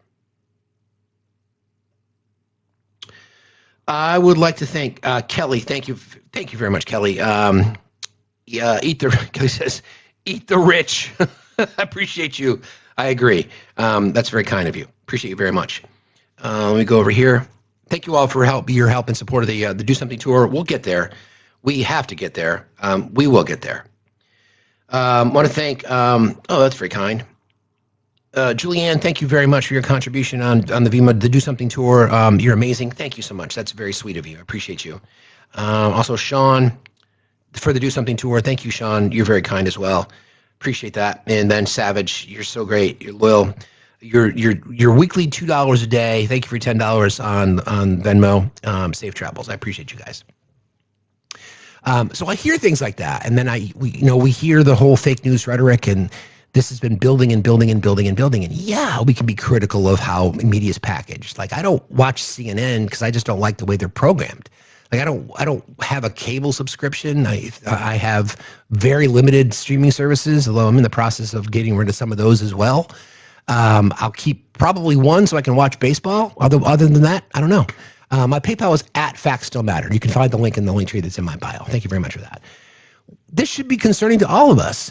And the problem is that the right has been conditioned to think that negative press against the president is negative press against the president and therefore doesn't deserve to exist. Case in point, I've got an interesting bit of sound that I want to play for you guys. This was like an Air Force One moment or a Marine One moment. The president was being cornered, asking for questions. And I want to play this for you. So he was being, a reporter asked him questions. His portion of the audio was difficult to hear. He was being asked a question about Arizona, like asking about how he's making the claim. So TikTok, this is for educational purposes only. I know oftentimes election-related talk doesn't get us very far, but here you go.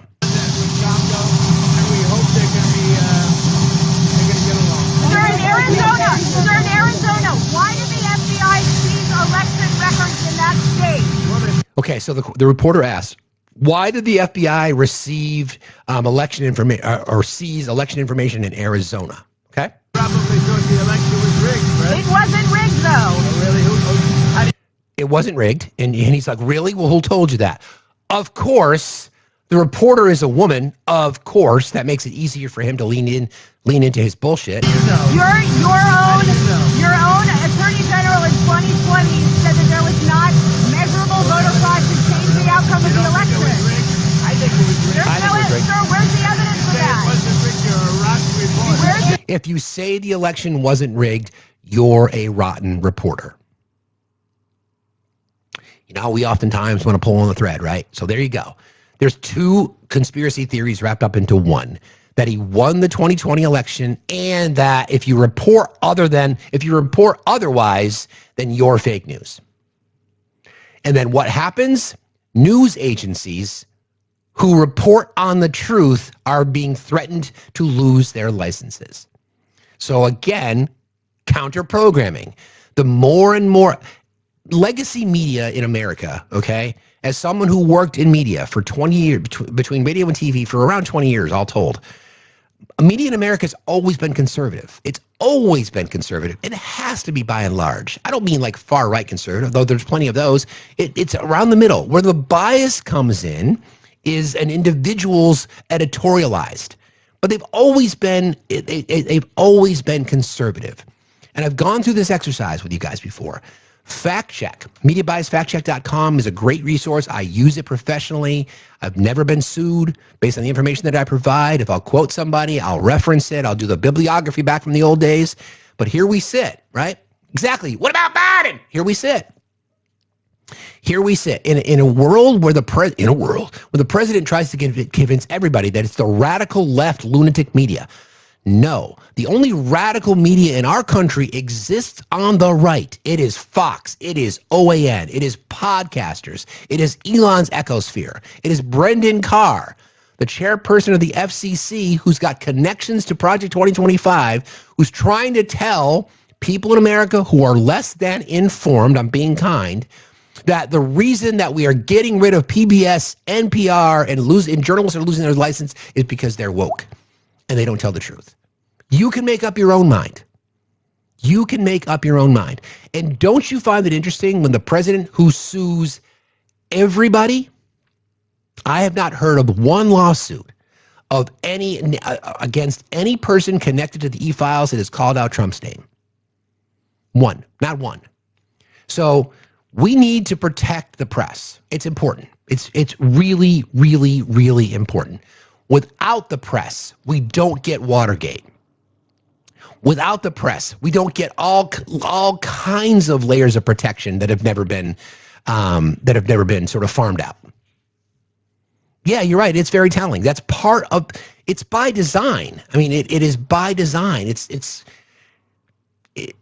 is a tenet of autocracy. It's a tenet of fascism. Control the media.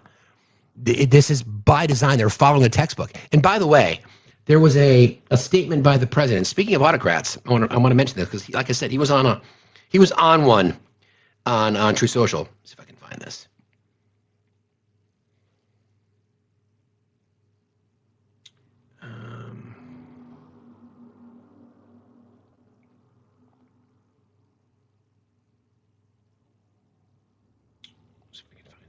Someplace. He was talking about Viktor Orban in such a positive tone, and we're going to talk about the ACA in just a second because he's going after that, right? Of course he is.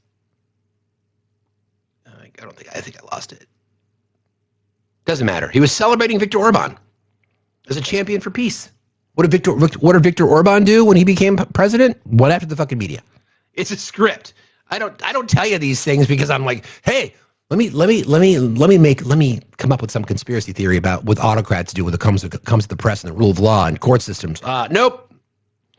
All right, this is a statement on the ACA. I'm bouncing around a little bit here today because I didn't get normal show prep in, so I'm trying to piece things together as we go here. But all right. The Unaffordable Care Act, sometimes referred to as Obamacare, must be replaced by payments being made directly to the people so that they can buy their own health care. Rather than to bloated and uncaring insurance companies, Obamacare is not and never has been sustainable. Okay, so let's unpack that for just a second. Okay, so for the Scoobies, thank you for the Scoobies and for the others in the chat who are here every day. I know you love me. You'll never admit it. Listen, who wouldn't? I'm kidding. Anyway, Jess, don't you dare. Anyway, in the mind of MAGA, what Trump has convinced them of is that he's going to give you money that would be your subsidy, and you're going to do what with it? You're going to buy your health insurance with it from healthcare companies, insurance companies. You're going to buy the money that they're going to give you with the subsidy now. You're just going to do the same thing with it. Instead, what people who are fighting for healthcare want is the government to be the model. So ultimately, MAGA and moderates and conservatives, you have a choice to make when it comes to healthcare. It's either the way it's always been, where corporations, and don't forget, a lot of those corporations sit right behind these doors. So do you want this group of people? Do you want these people who are getting tax breaks and some of the biggest recipients of subsidized welfare programs in our country, the billionaire class, the ones who have built in claim denials into their P&Ls, right? We estimate that we'll be denying 30% of our claims this year. Hey, shareholders, what do you think of that? Hey, could you crank it up to 35%? Do you want those people, the for-profit healthcare model? Do you want those people in charge, or do you want the government? The government, by the way, is not the enemy in every case. It's really not. The government is also a nonprofit, not for-profit. It's a nonprofit industry, if you will. So do you want these guys running your healthcare, or do you want the government? You can use the TRICARE, you can use the VA, you can use Medicaid, Medicare as examples. And I won't go through the exercise now. We're going to do it education. We're going to do a healthcare live. I'm working on some content for that. But at the end of the day, the model we have now is allowing the CEOs from these healthcare institutions to make millions of dollars annually. And if they hit their profit targets, they get a big fat bonus. And we still have tens of millions of Americans who are uninsured. So the president wants you to do the same thing that we're doing now. The ACA subsidies, and by the way, I got another bill due next month, about $1,000 more that I pay roughly per month now for my health insurance, right? It's great. It's fucking awesome. Love it. Am I going to get that check? And then what do I do with that money? I can't go out and spend it. I got to use it to buy my health care. And who do I buy it from? The same insurance companies that exist now. What I would rather have, to be honest, is a Medicare for All model. What'd you do for me, legend?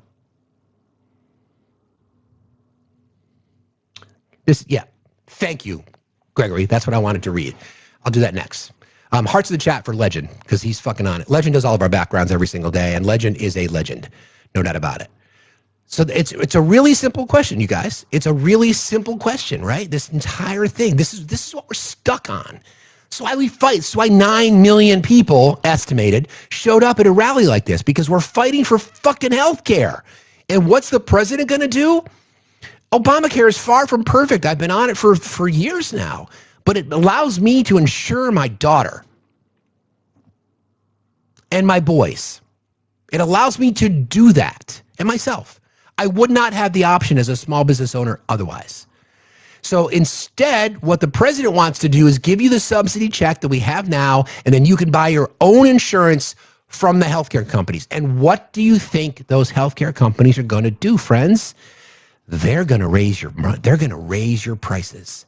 So, once again, back to this, so they can put another gold bar up, or they can have another corporate retreat, or they can check their P&L a little bit differently. Yeah, this is what greed does. So you have to ask yourself, and for many of you who are still confused about, the universal healthcare debate, to me, I don't give a fuck what we call it. I really don't care. I don't care. Call it Patriot Healthcare. I don't give a shit. I just want it. So the president coming out on a statement and here's the thing, his supporters will say, you see what the president just did? He wants to get rid of Obamacare and he wants to give us the money for the subsidies. To do what with? Like, to do what with? You still have to buy it. And here's the empath in me. Those poor folks who are going to buy into this thinking that they're super healthy and they'll just pay out of pocket for their healthcare costs. I've shared this with you guys. The retail cost of my daughter's 2 rounds of cancer treatment, $1.5 million. That was the retail cost. I had really good insurance at the time.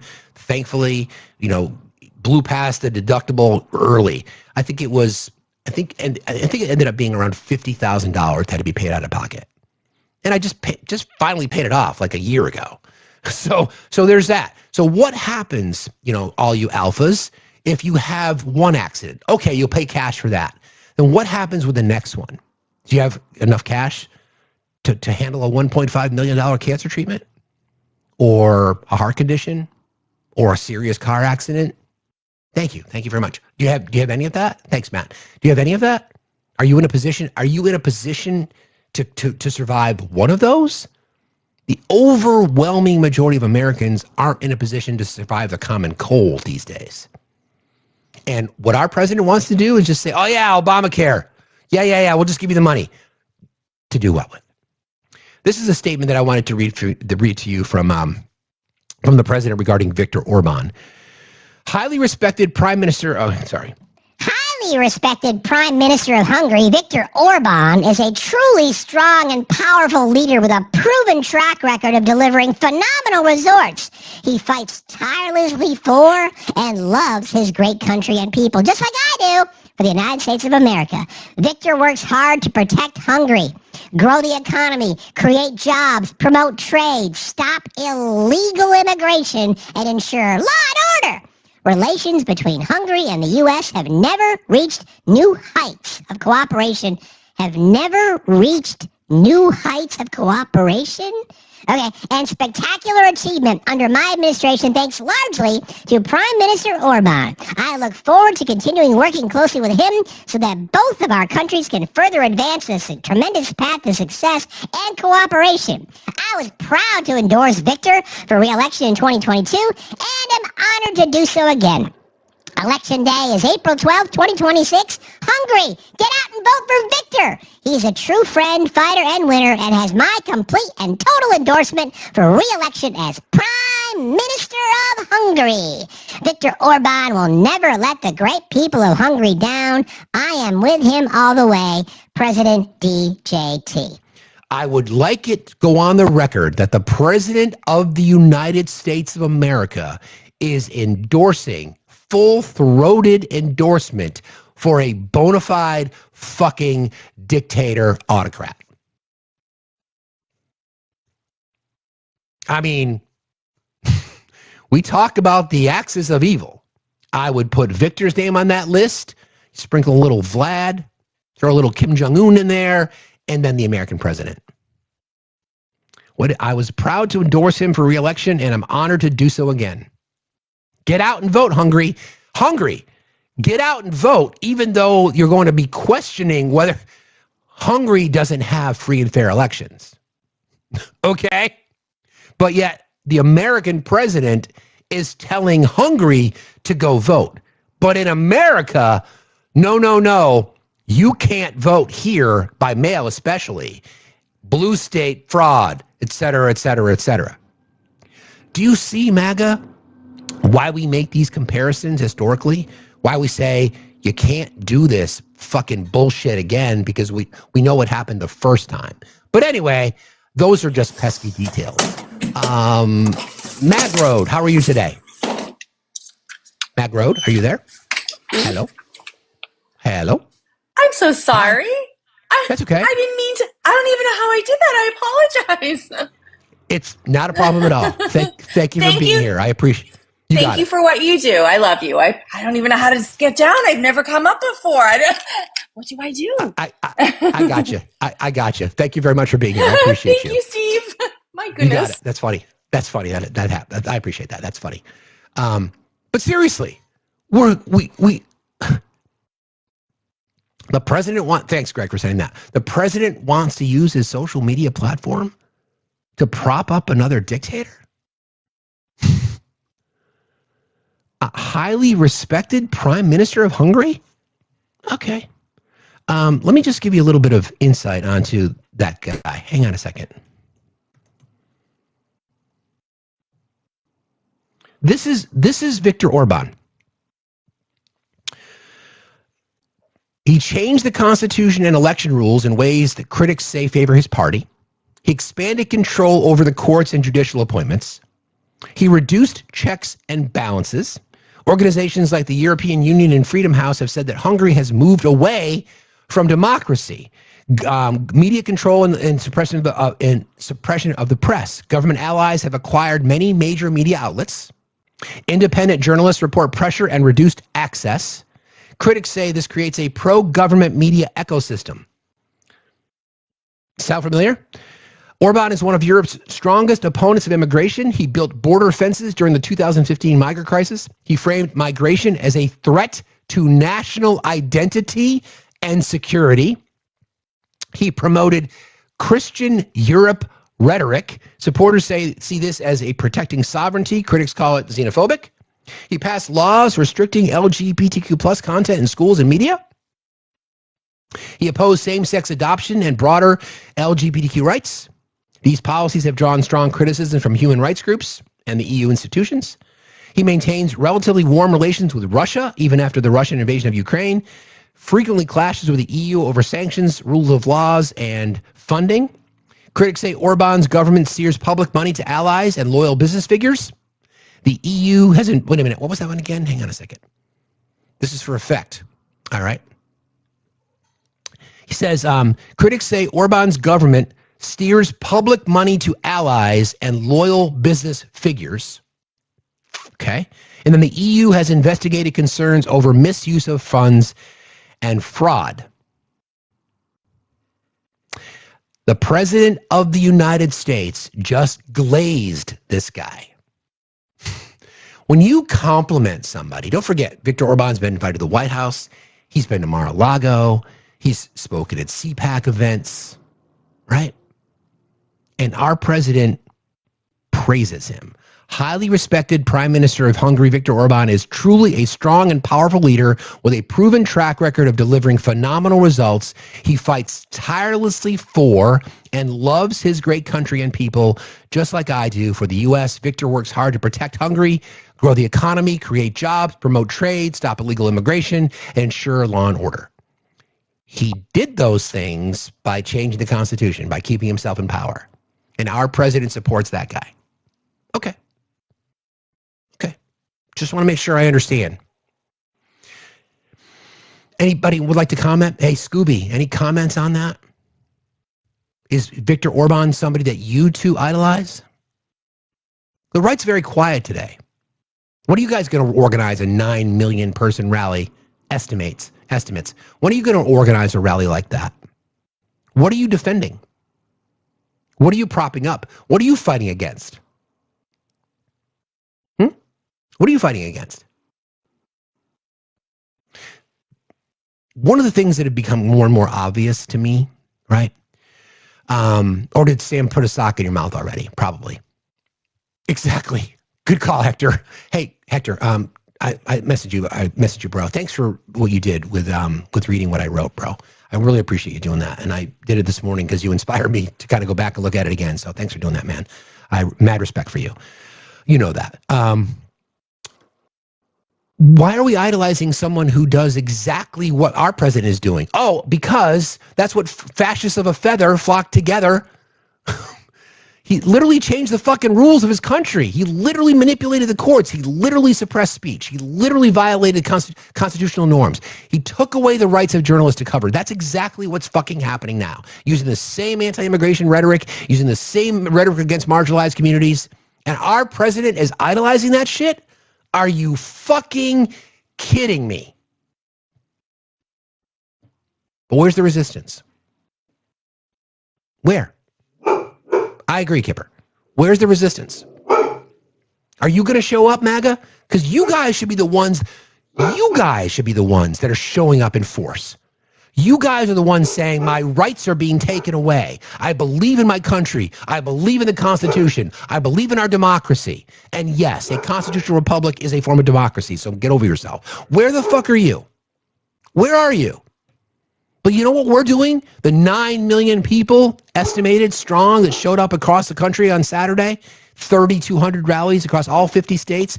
We're fighting for your health care. We're fighting for your constitutional protections. We're fighting for your children's access to a high-quality public education. That's what we're doing. What are you doing? What are you doing? What are you fighting for? You're not fighting for anything. You're not. Yeah, Kipper does agree. You're not fighting for anything. I get home last night after being away for the weekend. And he's like on the couch. Like, hey, you're home? Cool. Can I go out? Cool. Anyway, seriously, what are you fighting for? So we're We are fighting to make your lives better. What are you doing? Complaining? Whining? Bitching and moaning? What are you doing? Why are you not showing up? Why are you not there, standing in solidarity with people who are fighting for the same things that you claim to care about? You claim to care about children. No, you don't. You claim to. It's a good argument. You claim to, you say the America is the freest nation on earth. Really? Really? Never has been, never will be on earth under our current conditions.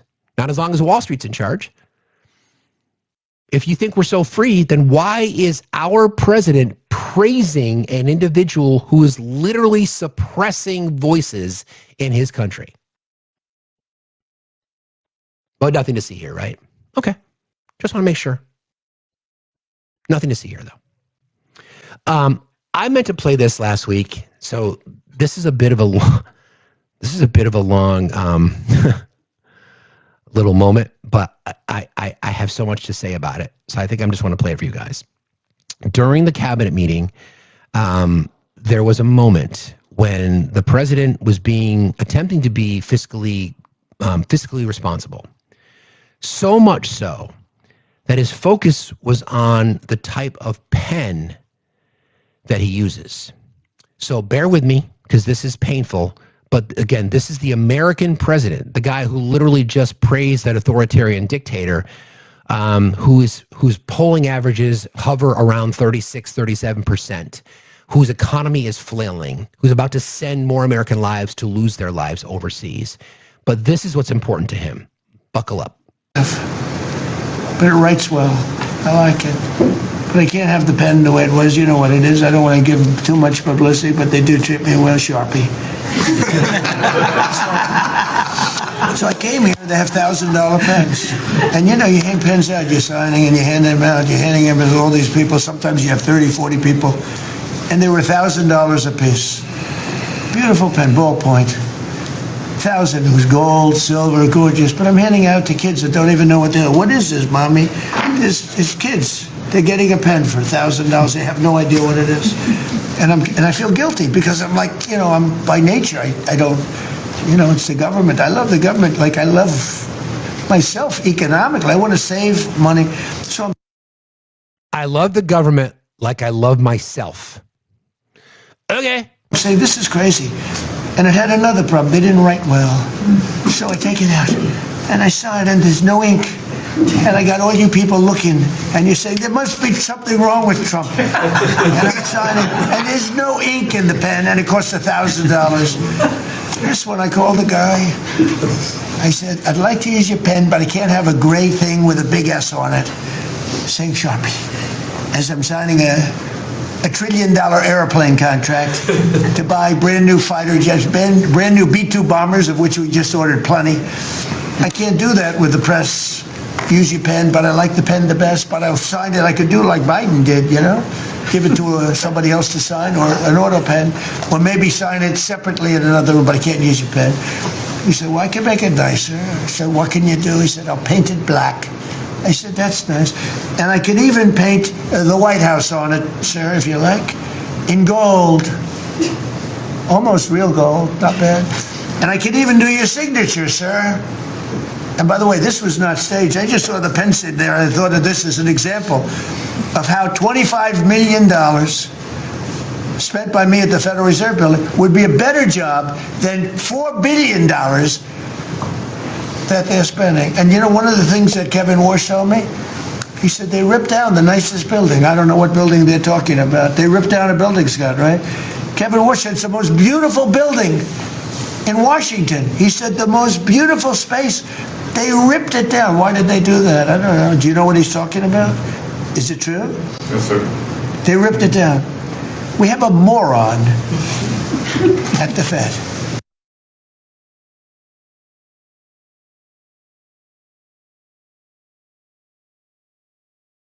Hey, come here. How you doing?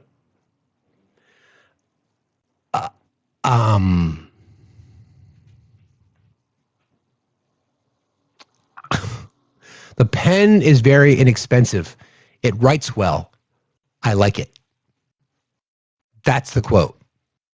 The pen is very inexpensive. It writes well. I like it.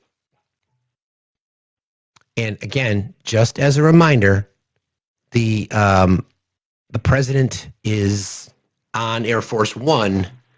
People are asking him questions about the war, about are you going to be sending in American troops that will potentially lose their lives again?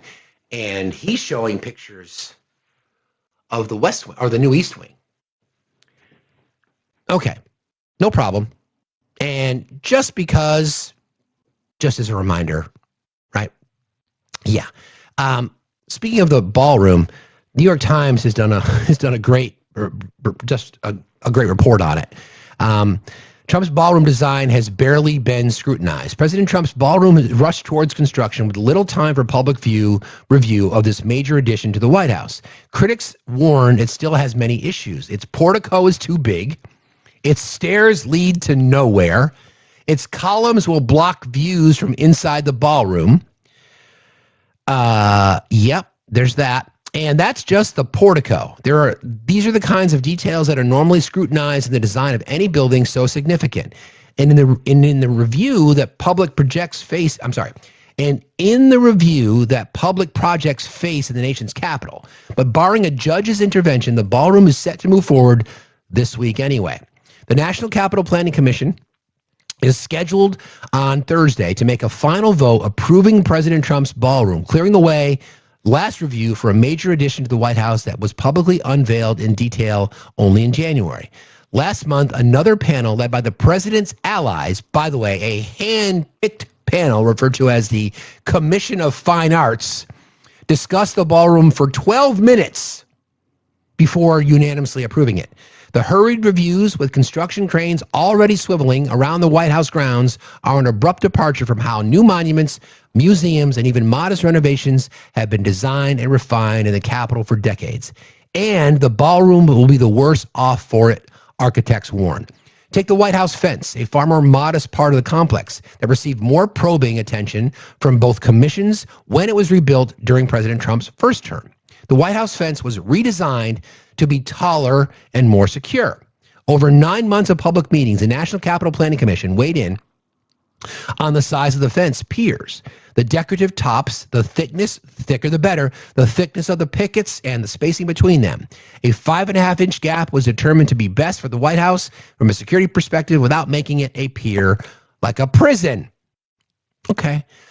Or the renovation of the Federal Reserve Board headquarters, an ongoing project a few blocks of the White House that has attracted the president's attention too. To me, this is fucking petty, but this is what I think. He does not want Jerome Powell to be a part of a building project that is better than what the president has. It's just this game of fucking Monopoly. Right, you've got Park Place, well, I got Boardwalk. You've got two houses there, or I've got a hotel.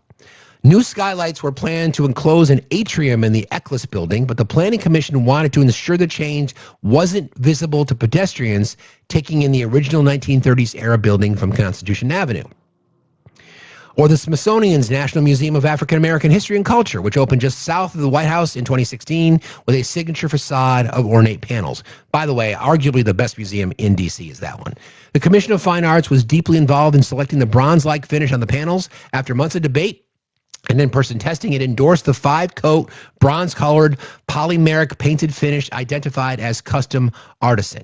Such details affect how people passing by experience these iconic places and how each structure fits into a capital city that has been planned around civic symbols and sightlines since 1790. The deliberation is also an expression of our democracy, said Carol Quillen, the president and chief executive of the National Trust for Historic Preservation, which has sued the administration over the ballroom. I want people to think about this. Taxpayer dollars are being used to sue the fucking president because he's building a fucking ballroom that nobody other than himself wants. Even if we are slow and we make mistakes and we fight, that process has meaning to us, said Ms. Quinlan. No project belonging to the public should be the vision of just one man, she said. That is, however, how the ballroom has often been described. Quote, President Trump is the best builder and developer in the entire world. That quote again, President Trump is the best builder and developer in the entire world, and the American people can rest well knowing that this project is in his hands, said Davis Ingle, a White House spokesman, in a statement. Past administrations and presidents have wanted a ballroom for more than 150 years, he said, and Mr. Trump will accomplish it. I don't remember any administration talking about a ballroom because nobody gives a fuck. Nobody fucking cares. Now listen, Scooby, you are going to be our MAGA representative today. Sam has still ball gagged you with your sock, so I need you to listen since you can't talk. Scooby, Booby, you're not going to get invited to the ballroom. You're not. You're not, Scooby. You're not going to the ballroom. It's not going to happen. You're not going to get sneakers. You're not going to get a signature signed by whatever fucking Penny's going to use. You're not going to get a tea time at Bedminster. You're not going to be able to play golf at Mar-a-Lago. You're not going to go to an event there. You're not going to be invited for Big Macs in the White House dining room. It's not going to happen. It is a pathetic use of taxpayer dollars, and miss me with your bullshit that he's going to be paying for or people are going to be donating. The people that are donating, by the way, are these people. The people that benefit from the tax breaks that Trump-era tax policies have given them. You're not allowed here either. Now, you might think you are, but you're not, because the market is not the economy. That's for you, Obi. Just letting you know. So here we sit, the President of the United States, Scooby, investing in a ballroom that nobody fucking wants. Oh, and by the way, starting in June, this is really disturbing. I was talking about this over the weekend. Starting in June, the United States Mint and the Treasury will be printing money with the president's signature on it. The first time it's ever happened. The treasurer and the secretary of the Treasury are normally the signatures that are on your money, and it changes, right? Starting with the $100 bill in June, the president's signature will be on our money. And you know the expression bad penny? It keeps coming back to you like a bad penny. It is literally the bad penny. Now, we had some debate. We were talking over the weekend about whether or not we should go out and buy one and then frame it. Because once the money's in circulation, it's in circulation. And then apparently they're going to be chopped. They're going to be adding his signature to other denominations as we go. But it's not a cult. Nope. Not a cult at all. And what has become a popular feature on our show, I have a little bit of not cult speak for you. Hang on one second.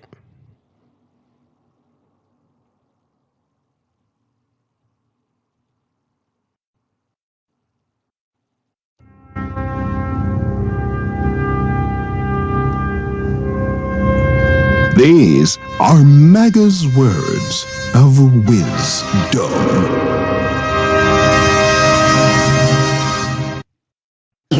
So this is to bring peace in the area. When this gets taken care of, it's going to be peace. And it's, well, I believe, I'm on Truth Social. That's the only social media I do. And I believe that he's going to have, bring peace, and it's going to be very short. And he's got a plan. He's a genius. And we trust President Trump. All of us trust President Trump. I'm sorry, one more time? He is the president of peace. So this is to bring peace in the area. When this gets taken care of, it's going to be peace. And it's, well, I believe, I'm on Truth Social. That's the only social media I do. And I believe that he's going to have, bring peace, and it's going to be very short. And he's got a plan. He's a genius. And we trust President Trump. All of us trust President Trump.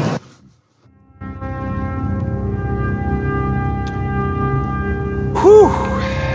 These are MAGA's words of wisdom.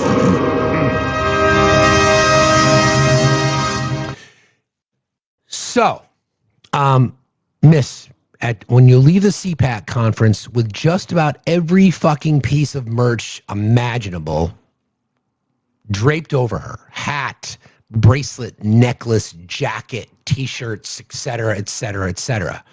Kind of funny. I agree, Scooby. Scooby, are you Scooby? There is an application for joining the thruple. Okay, there is an application. It might take you a little while because it requires critical thinking and reading. Sam and Jess and all my mods can totally hook you up. There's a tutorial as to how to get through it, but be prepared. And by the way, Scooby, what's your favorite color nail varnish? We'll have to have that conversation. Anyway, this woman, when she leaves the CPAC event, will literally go home and tell her friends that she was interviewed. And she probably didn't think that her interview, her soundbite, was going to end up on our show, but the president of peace, and you heard it, the only social media I go to is social media. I mean, it's True Social. So when I tell you guys my concern is about counter-programming, that is an example, okay? That is an example of counter-programming. That's the only information she gets. Why would she not believe it? Why would she not?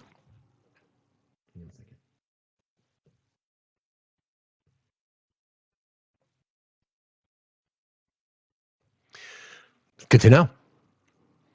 So, Scooby, I kid. But I've seen your comments come by this morning, right? That maybe you start to understand that we're fighting for healthcare. And in fact, we're up here every single day. And we're fighting for your healthcare, Scooby. We want you to have healthcare. We want you and members of your family, especially if they're kids or future generations, to have the best public education system in the world. We want rich people, because Scooby, you and I are not rich people, bro. We want rich people to finally pay their fair share. We don't want this to be the center of our system. We want the center of our system to be you and me, and our kids and their grandkids and our neighbors and our friends and people who despise me. The people who send me death threats every single week, I want them to have health care too. So I think for you, Scooby, and I see you in here a lot, and we joke around, we know that, but still, here's the thing. The 9 million people that showed up, those people are not your enemy. Those people, myself included, and Matt and Ari and Polly and Naquan and Ash and Jess and Crystal, Twista and Emma and RJ and all of us and all the people that you've got to know in this space, because I'm sure you go into their spaces as well. We're there just to remind people what it is that we're fighting for. We're fighting for your future, Scooby. When you ask yourself, when you go back and you go into your right-wing spaces, ask yourself this. I watch Steve in the morning, and he's funny, he's charming, super handsome, intelligent, very humble. Kidding. Anyway, I watch, and he talks about things that are important to him, and these things should be important to me too. And then I go into other spaces. What are they talking about? Right? What are they talking about? Are they talking about trying to make your life better, or are they just defending Donald Trump? They're just defending someone who doesn't give a fuck about them? Defending someone who doesn't care about the rule of law, doesn't care about the Constitution, doesn't care about human rights? His name is in the Epstein files more than anybody other than the name of the files and his partner? 34-time convicted felon, an adjudicated sexual predator, 26 credible allegations against him, name all over fraudulent, a criminal, con man. Which side of history do you want to be on, Scooby? Got plenty of room over here, bro. We have a big tent. There's room for you. I'll make you a sandwich. Happy to. This is the fight. Again, look at the pictures. These people showed up. All of us, millions of people across the country yesterday showed up to fight for your rights, Scooby. For your rights. Yeah. We went out there for everybody. I know we have people in here every single day that just hate me and whatever else. I don't give a shit. Listen, here's the general rule. I don't give a shit what you say about me. I could care less. But if you come at one of my moderators, if I find out if you come at one of my moderators or one of my friends, we're going to have an issue. We are going to have a serious issue. I don't give a shit what you say about me, but you cannot cross that line. Okay? I get feral. I very rarely lose my temper, but that was one way to get me triggered. Not that my mods need my protection. They don't. I need protection from them, especially when there are bulldozers involved. But just don't. Just don't do that. Just don't. If you want to come up and have a conversation, Scooby, come on up. Okay? Because it's really, really important. Here's a moment, right? Here's a moment, all right? 9 million people showed up across the country, estimates. Across the country. And we have an opportunity. And I wish people could understand what this was about. Because again, the counter programming is what? What are you defending? What? You're defending a person who lies to you on the daily? And then your argument is all politicians lie. Okay. Sure. If that's your excuse, fine, whatever. You're fighting for the billionaire class to make more money? Because that's obvious. TCJA and then the big, beautiful bill.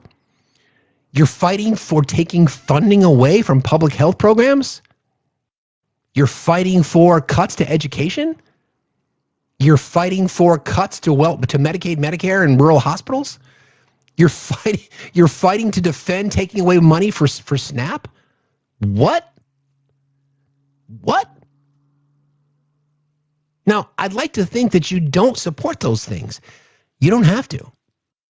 No one is telling you. You don't need to intentionally debase yourself by supporting this. Some people are so far gone. But Scooby, do you want to be remembered as someone who stood with the devilishly handsome, charming, nail varnish painting dude in the morning and people who believe what we believe? Or do you not? Or do you want to stand in opposition saying, I defended President Trump because the media didn't like him? Or I defended this administration because fake news or whatever. It shouldn't be that difficult a conversation. It really shouldn't. That, to me, is what Do Something's about. So I'm going to take a brief moment here, I'm going to take a little pause, get some water, and I'll just play this because I think it's always necessary to remind folks of what it is that we're fighting for. So here you go. Honest. A lot of people in this country are tired. Not just busy tired. I mean soul tired. Tired of working hard and still feeling like they're falling behind. Tired of watching the news and feeling powerless. Tired of hearing promises every election season and then watching nothing change. And if you've ever felt like your vote doesn't matter, like your voice doesn't count, I want you to know something. You're not alone, and you're not wrong for feeling that way. Because when you feel ignored long enough, you stop believing anyone is listening. And when you stop believing anyone is listening, you stop showing up. But here's what I've learned in my life. The moment that good people stop showing up is the moment the wrong people take over the room. That's why I'm launching something called the Do Something Tour. Not because I think I have the answers, not because I'm here to tell anyone what to think, but because I believe we're losing something precious in this country, and that's our faith in each other. I'm going to travel the country to sit down with people who feel forgotten, people who feel dismissed, people who feel like the system is built for someone else. And I'm going to listen. I want to hear what broke your trust. I want to hear what you've lived through. I want to hear what you wish the people in power actually understood about your life. Because the truth is, democracy is not a speech. It's not a slogan. It's not something that happens once every 4 years. Democracy is people. It's parents trying to keep their kids safe. It's workers trying to keep food on the table. It's communities trying to stay whole. It's people who don't want to be a headline. They just want to be okay. And I know this. If we want change, we can't just hope for it. We have to participate in it. I'm not asking you to be perfect. I'm not asking you to know every issue. I'm not asking you to trust politicians. I'm asking you to trust your own worth. To remember that your voice matters, even if it's been ignored. To remember that your vote matters, even if it hasn't felt like it has. And to remember that your presence matters, because this country belongs to you, too. So this is my invitation. Come back in, not because the system deserves you, but because your community does. Your kids do. Your future does. This is the Do Something Tour. And if you've ever felt powerless, I want you to hear me clearly. You still have power.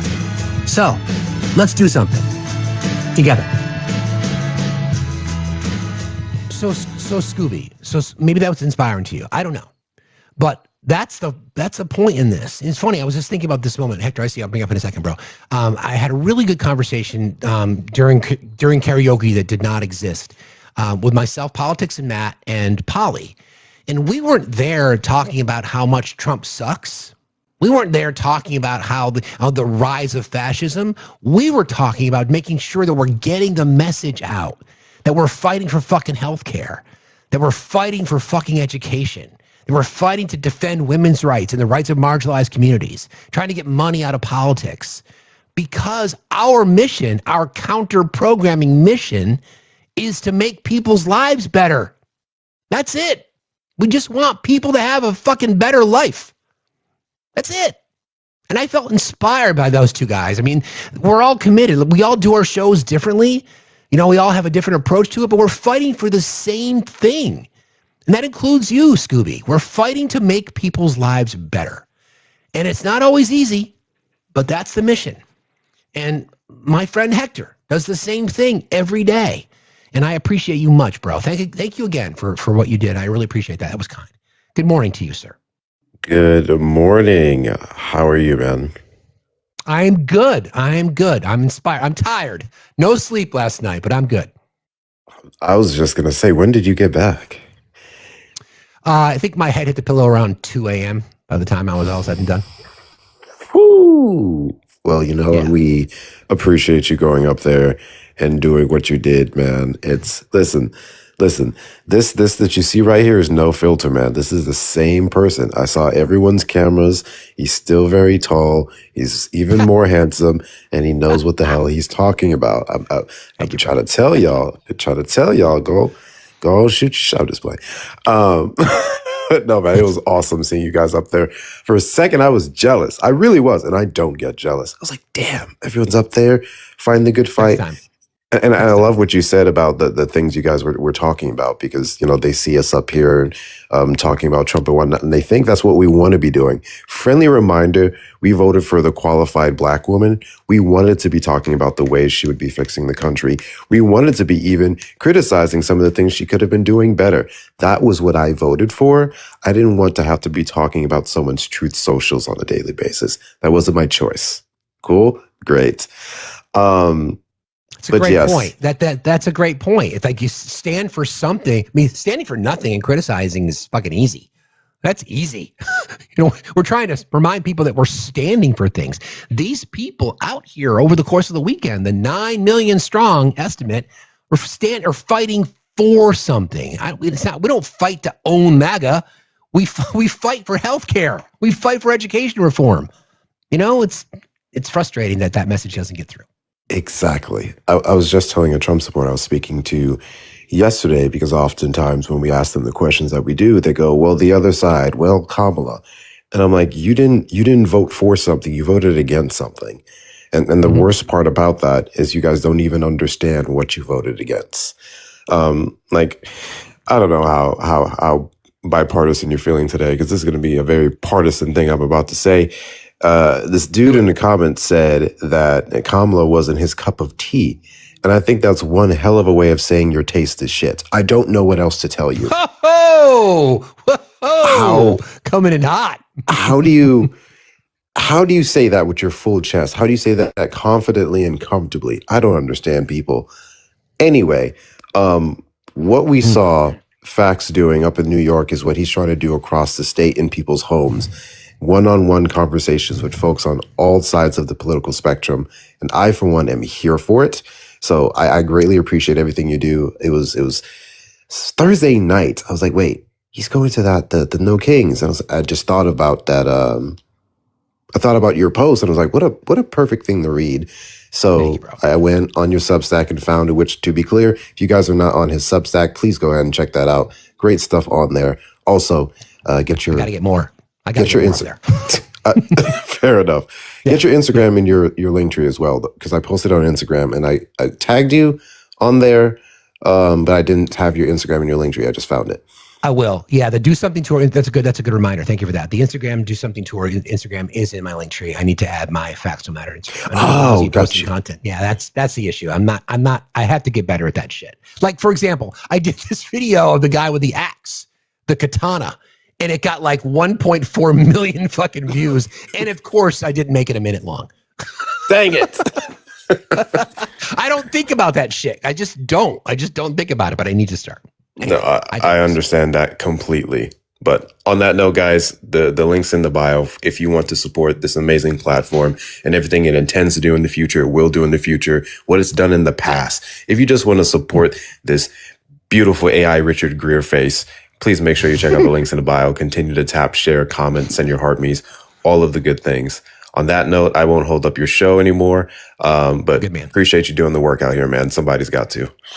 Thank you, brother. I appreciate you. Guys, if you don't follow Hector, what the fuck is wrong with you? Please do so. He's a good man and a devilishly handsome dude. I'm dropping you right now. No comeback. Ah, victory. I win again. I appreciate you, brother. Yeah, I mean, and it's funny because I was thinking about this coming home yesterday about it's just how we approach these conversations. And sure, it fires up the amygdala to have these debates, and that's fine, and I'm not afraid of having them. But the theme for people on the left is always the same. We just want, exactly, it's a mutual admiration admiration society, correct. We want healthcare. You know, I was talking with Zoe and with Tom over breakfast, and we were just talking. The conversation we had was about, like, how do we fix shit? Like, we don't want to be paying all this fucking money for things. We're tired of the corporations ripping us off. It's what we're fighting for. What do you hear oppositionally? It's because there's never been a policy platform other than the culture war, other than the push to diminish people, other than taking rights away from people. So I'd like to think, especially those constitutionalists, right? People who say they care about the rule of law. Where the fuck are you? Why were you not in the front of this rally? Why were you not going to some of these small towns across America and not being a counter protester? Say, you know what? You don't even have to separate yourself from Trump. Just understand what it is that people are fighting for. Exactly, Zoe. We want it for everybody. That's what these people were here. Sure, people had their own agenda. Sure, I get that. That's fine. But by and large, people see this as a movement to try to change America. And that's kind of what I want. That's what Do Something's about. It really is. So, again, thank you, Hector. I appreciate you. Good morning, friend. How are you? Hey, I'm great. How are you? Fine, thank you. What's on your mind for a Monday? It's Monday, right? Yes, it's Monday. I just want to say, on behalf of the disabled community, on behalf of the people that can't get out and protest, thank you to you and everybody else that did go out. Of course, we were doing all the stuff in the household, watching all the things we could watch, and supporting content creators that were giving us showing us the live events and stuff. But I just want to say thank you to everybody that did go out. It's difficult to not be able to, but I just appreciate it so much. And then the quote unquote 9 million, you know, that doesn't include those of us who are unable to physically get out and protest. Good point. That's a good point. There are more of us that can't do it as well, then are even counted. Well, I appreciate you saying that. You know how we feel about you, and we're fighting for you, and that's part of it. That's exactly what we're fighting for. I know you know, are. and And we depend on it all. I know. And we feel that. And again, that's the general conversation. There was this running joke about, at least for me, like, you never know. And by the way, friends, RJ is not AI. Lainey is very tall, and apparently, I guess people thought that I wasn't. I'm 6'2". I don't think people realized that I'm actually that tall. Like when I talked about it, people are like, "Yeah, you're tall." I'm like, I guess. Well, you hope to meet people, and you never know. I mean, some people might have a persona online, but I can tell you with everything in me and on my children, whatever else, that the people that I met over this weekend are exactly the same as they are. Sure, there might be a little bit of difference as to how you approach conversations online, but they're good, kind-hearted people who care about others, who want people's lives to be better. Whether theirs are going to be impacted or not, they're fighting for other people. Some people are better at karaoke than others, but we'll leave that right there. But in general, they're just all good people fighting for things that should matter to all of us. Now, if that's a deal breaker for many, if you consider that too radical or too left, that's fine. No problem. We're fighting for you. And you're included in that list. I appreciate that. I appreciate everybody who went out and did the work. I appreciate you, friend, for being here. Thanks for jumping in today, as always. No problem. Thank you, Steve. You got it. See you later. I mean, that's the biggest. These are the takeaways for me, right? Somebody said earlier about how I kind of look at things differently. Like I saw the Wall Street sign. I saw people taking pictures of the, hey, posing with it, whatever it might be. And I'm like, fucking genocides are ordered from behind those fucking walls. And the reason I don't have health care is because of the for-profit health insurance industry that's getting tax cuts behind those walls. And then this guy opens his door to me, which was incredibly kind, you and your lovely partner, Zoe. Thank you very much for that, friend. I appreciate you. Oh, you're welcome, buddy. It's good to contribute to the cause, and you're a good guy. And it was great to have you. Great to have you in the city. I'm glad you enjoyed yourself. It's interesting what you were saying, man. I really appreciate what you had mentioned. Zoe and I were just talking about it. How interesting difference between the right and left in many regards is that we want good lives for everyone. We want good lives for those people that come in here and say the dumbest shit. We want them to get out from under their kind of bubble and understand what we all need as Americans. And it's really interesting. Like, we were just joking around, and I was saying, like, even a sovereign citizen, like, let them go in the woods with their fucking generator and grow cucumbers. And then even if they get appendicitis, we'll fix their appendicitis. Exactly. If you want to take your sovereign citizen, I don't have a driver's license, I'm only traveling to the hospital. We want to make sure you still have health care. Yeah, let's get you what you need. You know what I mean? A sovereign guy, let's get him a sovereign doctor who goes there, like, you know what I'm saying? Like, he goes out and he's got like weird tools and doesn't really have a stethoscope, but whatever. Totally. It's a fabulous point, right? It's a fabulous point. And I just feel like, and Hector said it very, very well. Like, we're out there defending the rights of people who hate us. Yes. Hector and his community in particular, the amount of things that I hear him sit there and just take every single day, and yet I know him. He's a good man. He's a man of integrity, a man of character. He still wants that person who called him every racial word there possibly is. He still wants that person to have health care. He still does. Right. You got to hand it to him. I know him and I are mutuals, and I follow him for a reason, I'm sure. And it's really good work that he's doing, and really great work that people are doing out there that are from communities that have been disenfranchised by this administration. And they're doing really solid work. I'm not sure what you and I often will talk to some people who are disenfranchised in the YT community. Man, that's a mountainous disenfranchised YT people is like a seriously. That's dark matter. Right. I mean, we're really trying. It's kind of there. It's everywhere, and it's like, holding all this shit together. But dude, great job as usual. Thank you. Have a great Appreciate it. rest of your show, and I appreciated Saturday. It was awesome. And thanks again for your kindness and for your hospitality and for your tips and for having really good coffee. I appreciate you very, very much. I appreciate you.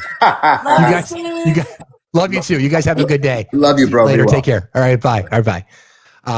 Yeah. I mean, he's right. I mean, I don't want to continue to go down this road, but I think this is the whole point of what we're talking about here. And, the criticism the left gets many times is justified. Lack of a consistent messaging, boring, whatever it might be. I'll take boring over autocracy every single. Hello, doggy. Hi, buddy. I'll take boring over authoritarianism every single day. Right. Question of how do you want to be remembered in history? Where are you going to go next? And who are your helpers? Who are the people there that are going to be standing up for you? Good morning. How are you today? I'm good. Can you hear me? I can. Okay, awesome. I've never been on a live before. This is this is weird for me, but I watch you almost every morning. I just think you're amazing. And the work you do. Something that was so cool that happened for us at our protest. So the last couple protests we've gone to, we are north of Austin, so we've gone into Austin, and the protests were awesome. But this time, because we're in a smaller little city north of Austin, we thought, let's do it at our local, even though it won't be the big one with everyone downtown at the Capitol. Let's do it here locally, because then we have the opportunity to meet people in our local area and get more connected and make more of a difference, right?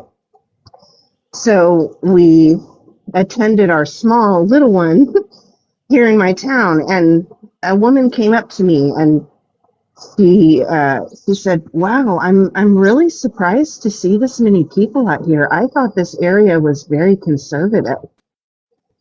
And it just hit me that that's all it took.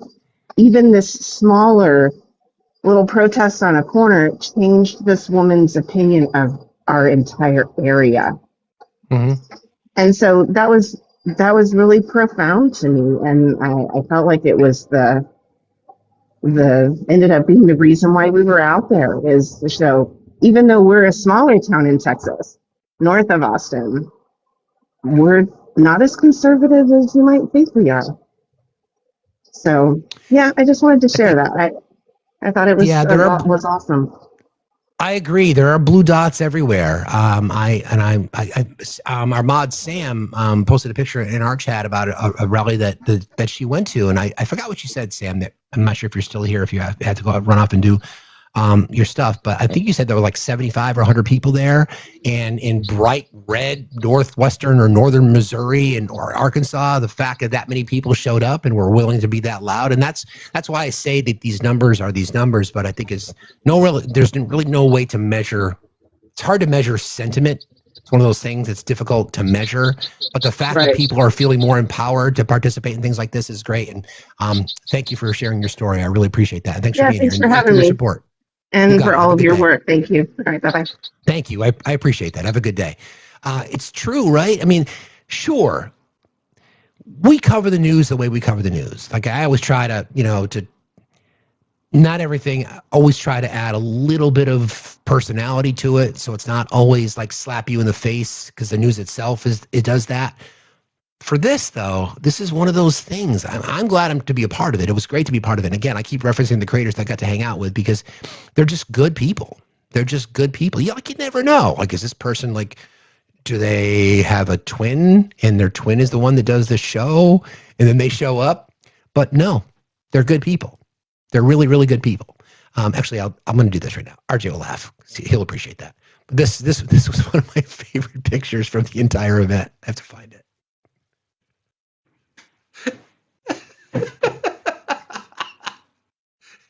Not AI.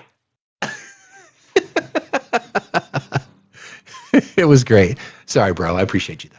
But that's the whole point. So whether you got to move over here. I'm sorry. I just can't move. Thank you, buddy. I appreciate you. Hold on. I know. You miss me. Okay. I got you. Anyway, I digress. All right, let me just check in over here real quick. Apparently the president's been tweeting again. Let me see. Okay.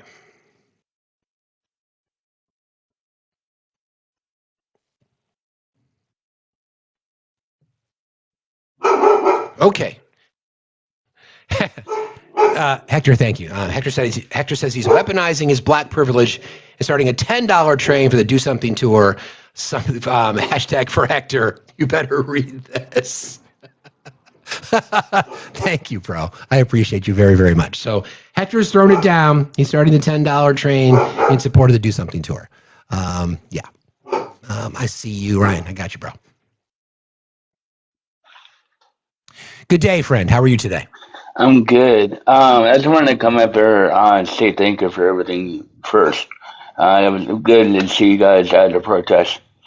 I do have amazing team, but amazing news, by the way. Excellent. Let's hear got full funding for a brand new wheelchair. Finally got something that is good. For vocational rehabilitation for handicapped people that hold down their jobs, and they help people like me to get the equipment to survive. In other words, so I just want to. When do you get it? Like when? I'm hoping next June, this coming June. But I do need to come up another because my portion is gonna be $2,000. I already got 500, so that's a good thing. So I just need to come up with another number. That's the only thing I got to work on. That is such great news, bro. On Friday, I had this idea. I want to do something on Friday. Maybe we can make a dent in that. Okay. I appreciate that. You're a good man. I mean, and you have your platform, and it's interesting because you're fighting for people who just don't even see your community, and you're fighting for not only for your community, which you do every single day, with integrity, with honesty, with empathy, with compassion. You're also fighting for other people who are the able-bodied community. You want them to have better lives too. So that's a true test of your character, sir. Thank you. I appreciate it. The feedback is good. I'd like to hear that. Thank you. You got it, man. That's good news. Thanks for sharing this. It's a great way to start the week. I appreciate you saying that. Yeah. I'll tune in on Friday and everything. Yeah. I'll message you. All right. Okay. I definitely. I'll talk to you later. Thanks for being here. I appreciate you. All right. I love that. I love that. Hang on a second.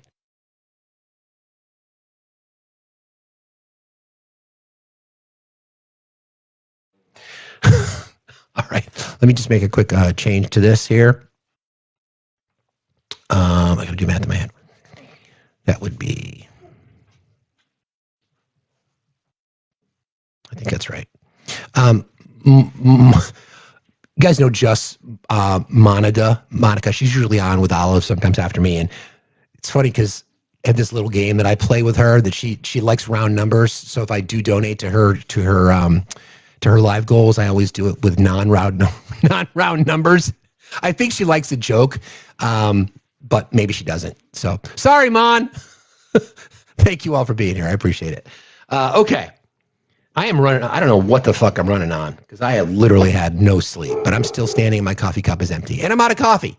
There was a party here, by the way, while I was gone, but things went well. There were no cigarette butts found in a plant. Not that I ever did that. Had a party one time at my house when I was a kid, and I lived in a small town, and word travels fast. And of course, I told my mom there's going to be 25 or 30 people at the party, and that number jumped to 100 or more. And I cleaned the house spotless. Except for one cigarette butt that was found in one of my mom's plants. Her prized possessions were her plants. And then she finds it, and she's like, "So should I ask the neighbors, or do you want to tell me how many people were actually here?" So yeah. So then I'm like 75, and she's like, I'm like 100. Okay. Anyway, I digress.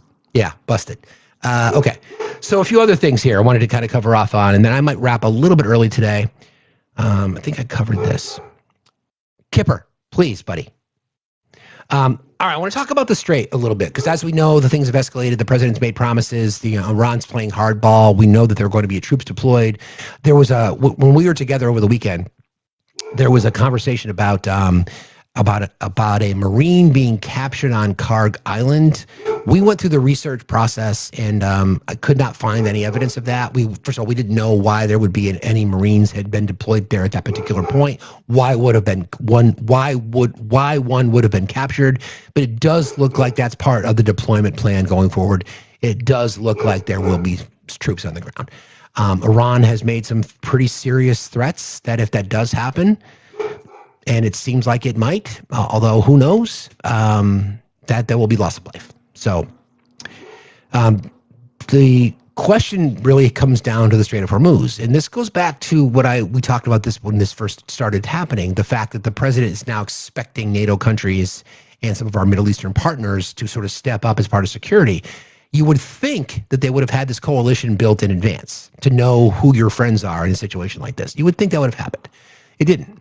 So now, of course, our bitch-ass president decides to blame other people for not helping him. Meanwhile, he's touting out his plans to, his Sharpie Gate and the ballroom. And oh, by the way, you can ask the president about sex. Mods, can you guys find me that clip? I lost it. I don't know where the fuck I put it. Yeah, I don't know if you heard that, but we'll play that. Hopefully you've already had your breakfast. If you haven't had your breakfast, please don't yet, because I don't want to be accused of causing you to lose your cookies, so to speak. So back to the Strait of Hormuz. This is why they have the upper hand, okay? It's in part because of Iran's unconventional warfare methods and in part due to its geography. Taken together, these realities make it harder for the U.S. or others to defend vessels or to secure the strait militarily.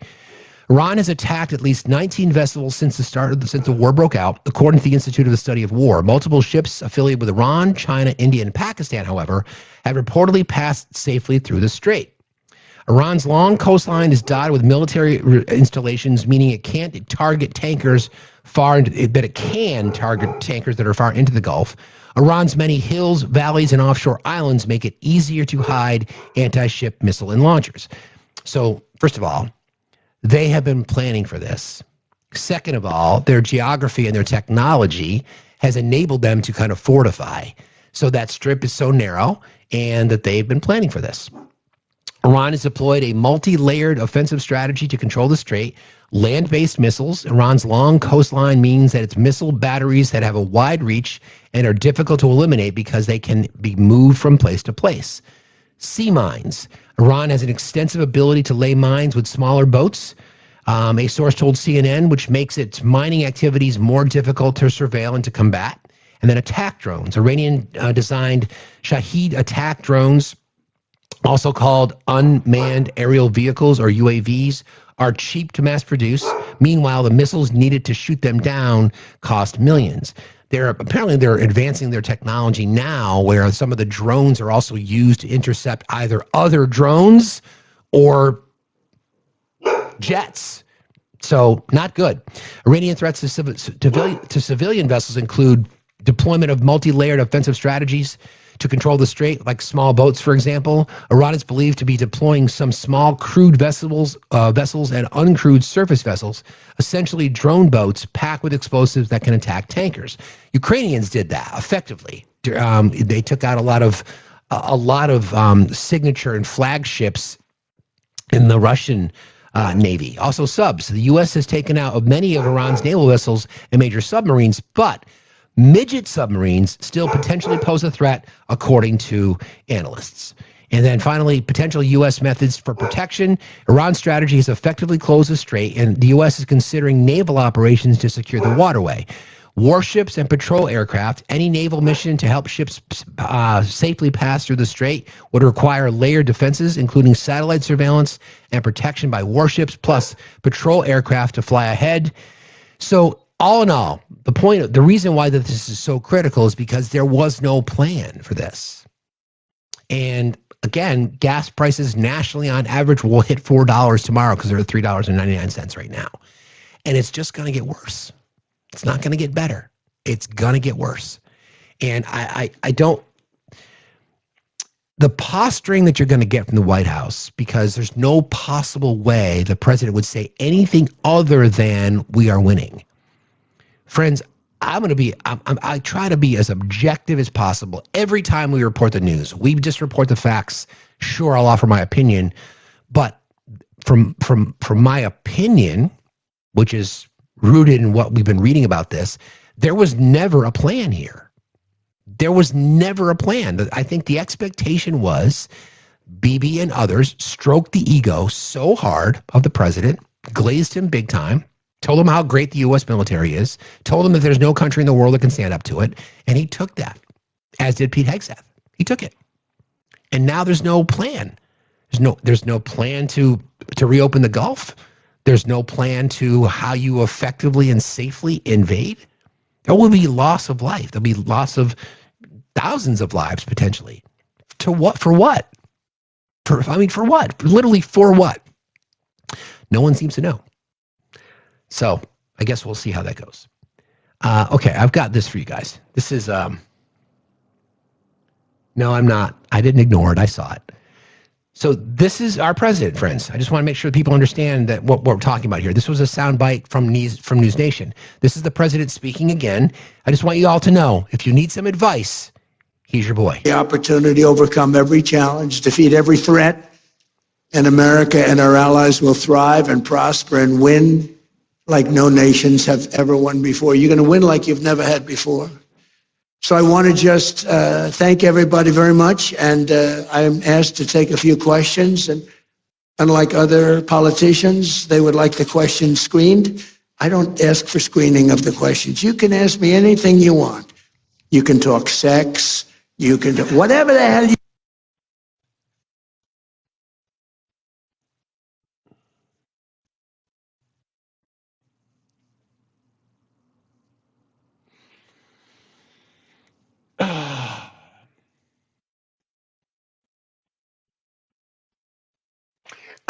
I'm thinking of how I want to respond to this because there's so many things I could say.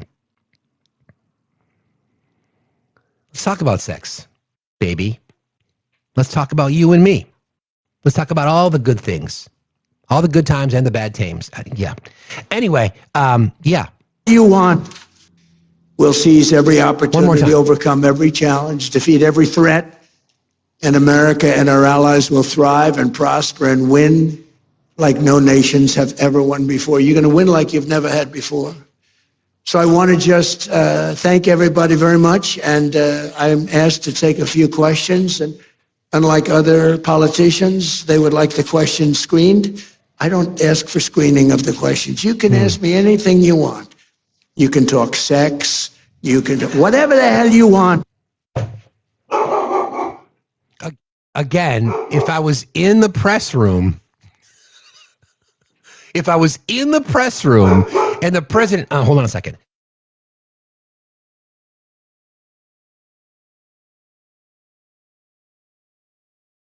Sorry, he didn't see Dad for a couple days, so he's trying to let me know that all the squirrel terrorists are back. If I was in the press room and the president gave us that invitation, I don't know what question I would ask, to be honest, but I would take that as an invitation. Mr. President, so, like, what's in your FT archive? Are you like, is there foreplay? I don't know, is there a particular flavor that you like? All right, I'm done. Okay, let me go back to a couple things. Sorry. Sometimes the jokes write themselves. Cookie, thank you. I'm a pasty ass potato with salad with raisins, but I never met a train I didn't like. Thank you. Terry says, Terry, thank you for your $10. Terry jumped on the Hector train. I'll leave that right there.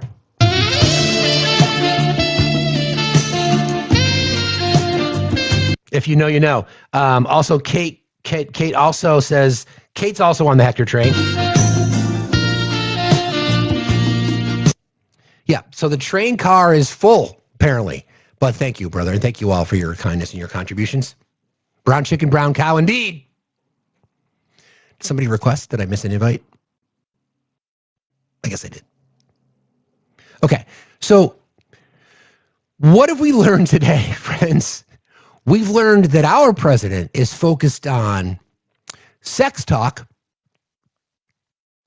Our president is focused on the ballroom that structurally is probably not even going to be built under the current conditions. Our president is focused on money. The fact that he's got thinks he's saving the Americans billions of dollars because of Sharpies, but no. But it's literally called a joke. You Democrats, I swear. Hey, Butterbee, I'm just going to send you an invite. Can you come up and talk to me real quick? Because I've seen you in our comment section before. I just have some honest questions. I just have some questions I want to ask you. That's it. I just want to ask you some questions. I see you in here often. You make these interesting comments. You might want some attention. I am here for it. I will stroke your hair if necessary. I'll give you a little shoulder rub. But I just have some questions for you. Because the question I'll ask you now, since it doesn't seem like you want to come up in the box, but if everything is a joke, then how do we know when we should take it seriously? So is everything that he says a joke? Is there like a decoder? Like I don't understand. So tell me when I'm supposed to when we're supposed to take it serious. Should we be taking it serious when he says it's a war, then he says it's not a war? Should we take it seriously when he calls the Epstein files a Democratic hoax, only to find out that his name's actually in there? Should we call it a joke when he spends 5 minutes in a cabinet meeting talking about pens? Help us understand, Butterbee. I don't think you will. And that's unfortunate. That's unfortunate because, again, Butterbee, the millions of Americans who showed up on Saturday are fighting for your rights. And it's not funny. It's not funny. The President of the United States making a joke about giving sex advice when he's an adjudicated sexual predator and bragged about grabbing women by the pussy and has numerous sexual assault allegations against him and is settled out of court, cheated on his first wife with his second wife, cheated on his second wife with his third wife, cheated on his third wife with a porn star and then tried to cover it up. It's not a joke. It's not a joke. Why would you even make a comment like that? That's why I invited you up. I'd like to ask you why you think that that's funny. That the president just trolling tens of millions of Americans, survivors? Because the last time I checked, conservative women have been assaulted too, because that's what the numbers tell us. I hope that's never happened to you, but I can guarantee you know somebody that it's happened to. And you think it's funny? You think it's funny? Shame on you. Where were you on Saturday? Have you map out what when the president says this, he actually means this? Or is that just the weave? Is it a joke that he's talking about how we've obliterated the Iranian nuclear program, sent the program back decades, only to find out 8 months later that that was a lie too? Was that just a joke? Was it a joke that he ripped off the citizens of the state of New York to the tune of $750 million in fraud? Was that a joke? Was it the fact that he defrauded a childhood cancer charity? Was that a joke? Didn't pay his contractors? Was that a joke too? Just making sure. Want to make sure I understand where the joke line is and where the joke line isn't. Hey, Ruben, I got to meet Rubinator too. Saw Ruben over the weekend as well. I saw you in the chat, bro. Good to be. I'm glad you're here. Yeah. I mean, where's the line? Where's the line? If you don't like it, Butterbee, then why are you here every day? Do you understand when we talk about these things, how we're fighting to make your life better? Does that not matter to you? Or are you one of those people who say, I don't need anybody to fight for me? Well, you know, when you live in a civilized society, 342 million people rolling their boat in the same direction we'd like to think, then you're going to benefit from our hard work. Yeah, I know it's hard. So it's hard to imagine, isn't it? But you are literally going to benefit from our hard work. So I have a couple of questions. I'll play some sound for you. When the president says this, hang on a second.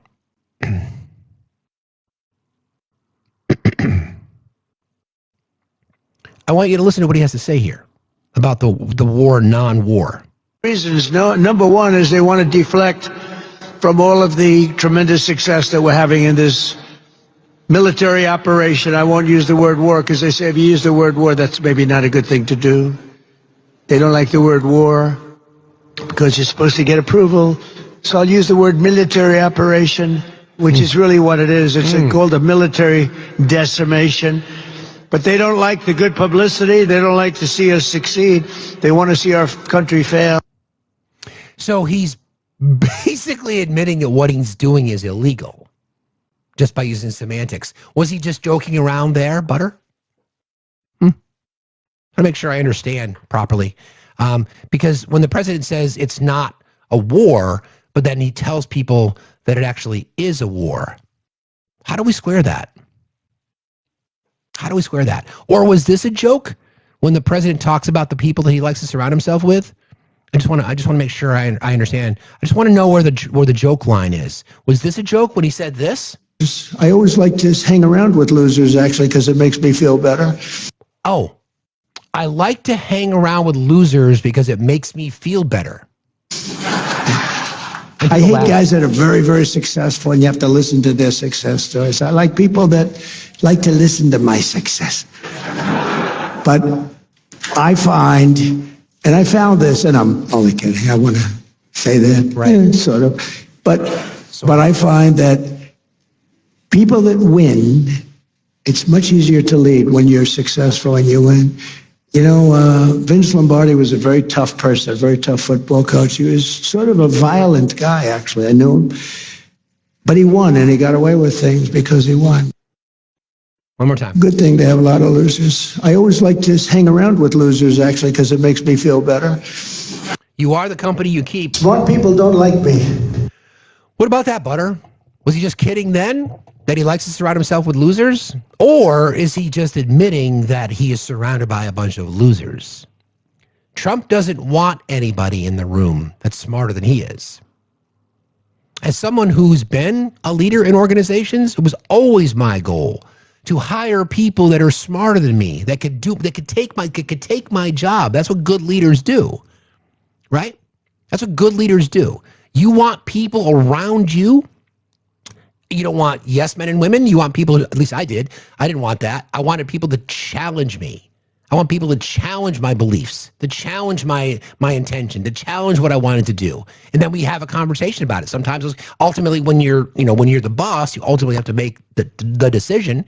But that's what good leaders do. You surround yourself with smart people. So what's he saying? That I don't give a shit? I don't give a fuck? They're all incompetent? And then you look at the cabinet. We know that Trump is dumb. He's a fucking bumbling idiot. What does that say? He likes to hang around with losers. What does that say? Who does he hang around with? He hangs around with his cabinet. But nothing to see here, right? Of course not. Nothing to see here. Was that a joke too, Butter? I just want to make sure I'm checking in with you. Because you're the arbiter as to what is real and what isn't, apparently. Good morning, friend. How are you today? I'm okay. How are you? I'm okay. So there are over 1,000 people in this chat, and I'm gonna make this as politically correct and safe as possible here. For anybody who thinks that what's going on is great and Donald Trump is a leader and Donald Trump is, funny or whatever, I want you to think for a moment about a mother sitting in her home right now, waiting to hear about when her son is taking off to the Middle East. Okay? Think about that for 1 second. Really sit with that for a minute, knowing what you know from listening to Steve and listening to the news and knowing what's possible.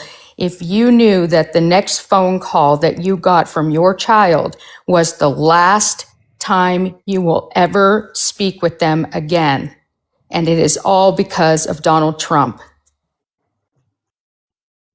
And then tell me that this is great and he's wonderful and great leader. Because personally, in my personal opinion, waiting for that phone call, I believe that a leader should be doing everything possible to keep our people from going in there. When you say make America great again, you should be thinking of the Americans that go in first while you're sitting thousands of miles away watching what's going on TV. Think about who will get their child backs in a flag-covered box when you make these choices. Because that's the situation I'm in right now. Every time my son calls me right now, I need to reconcile that this might be the last phone call I get with him ever. So put yourself in my shoes and then tell me how wonderful this is and how great it is and how he's joking and how he shouldn't be talking about fucking Sharpie pens while moms and dads are sitting at home waiting for that last phone call. Sorry, Steve, I'm just really sensitive because I'm just Don't like, apologize, Jen. it makes me sick to my stomach. Don't you dare apologize. Mm-mm. Not allowed.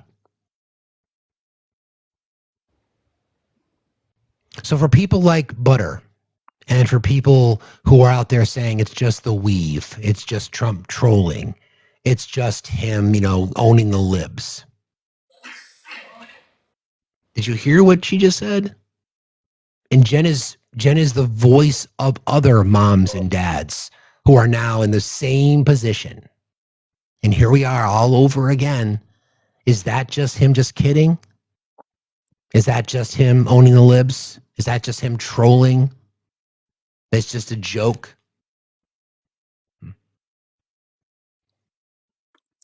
See, I don't want to hear jokes when I know my kid's life is on the line. I don't want to hear about Sharpie pens when my son's life is on the line, when the brothers and sisters that have my kids back are on the line, when I know that bodies are going to be received home, or that's a reality, and he thinks it's joking. It's funny, and it's like he can joke around about it. This is not a time for jokes. If you're willing to put the lives of our children at stake, fuck you and your jokes. Because this isn't a joke to me. It's my only child. And he volunteered, something that Donald Trump was too chicken shit to do. So, before you start saying it, it's just a joke and la-da-dee-da, whatever, think about how funny we think it is as Blue Star families right now. And I know I'm speaking for, like you said, all of the Blue Star families that are sitting in this chat right now. And what's even, more frightening is that there's really no front line because the Iranians are going after infrastructure, which is exactly where my kid will be. Yeah.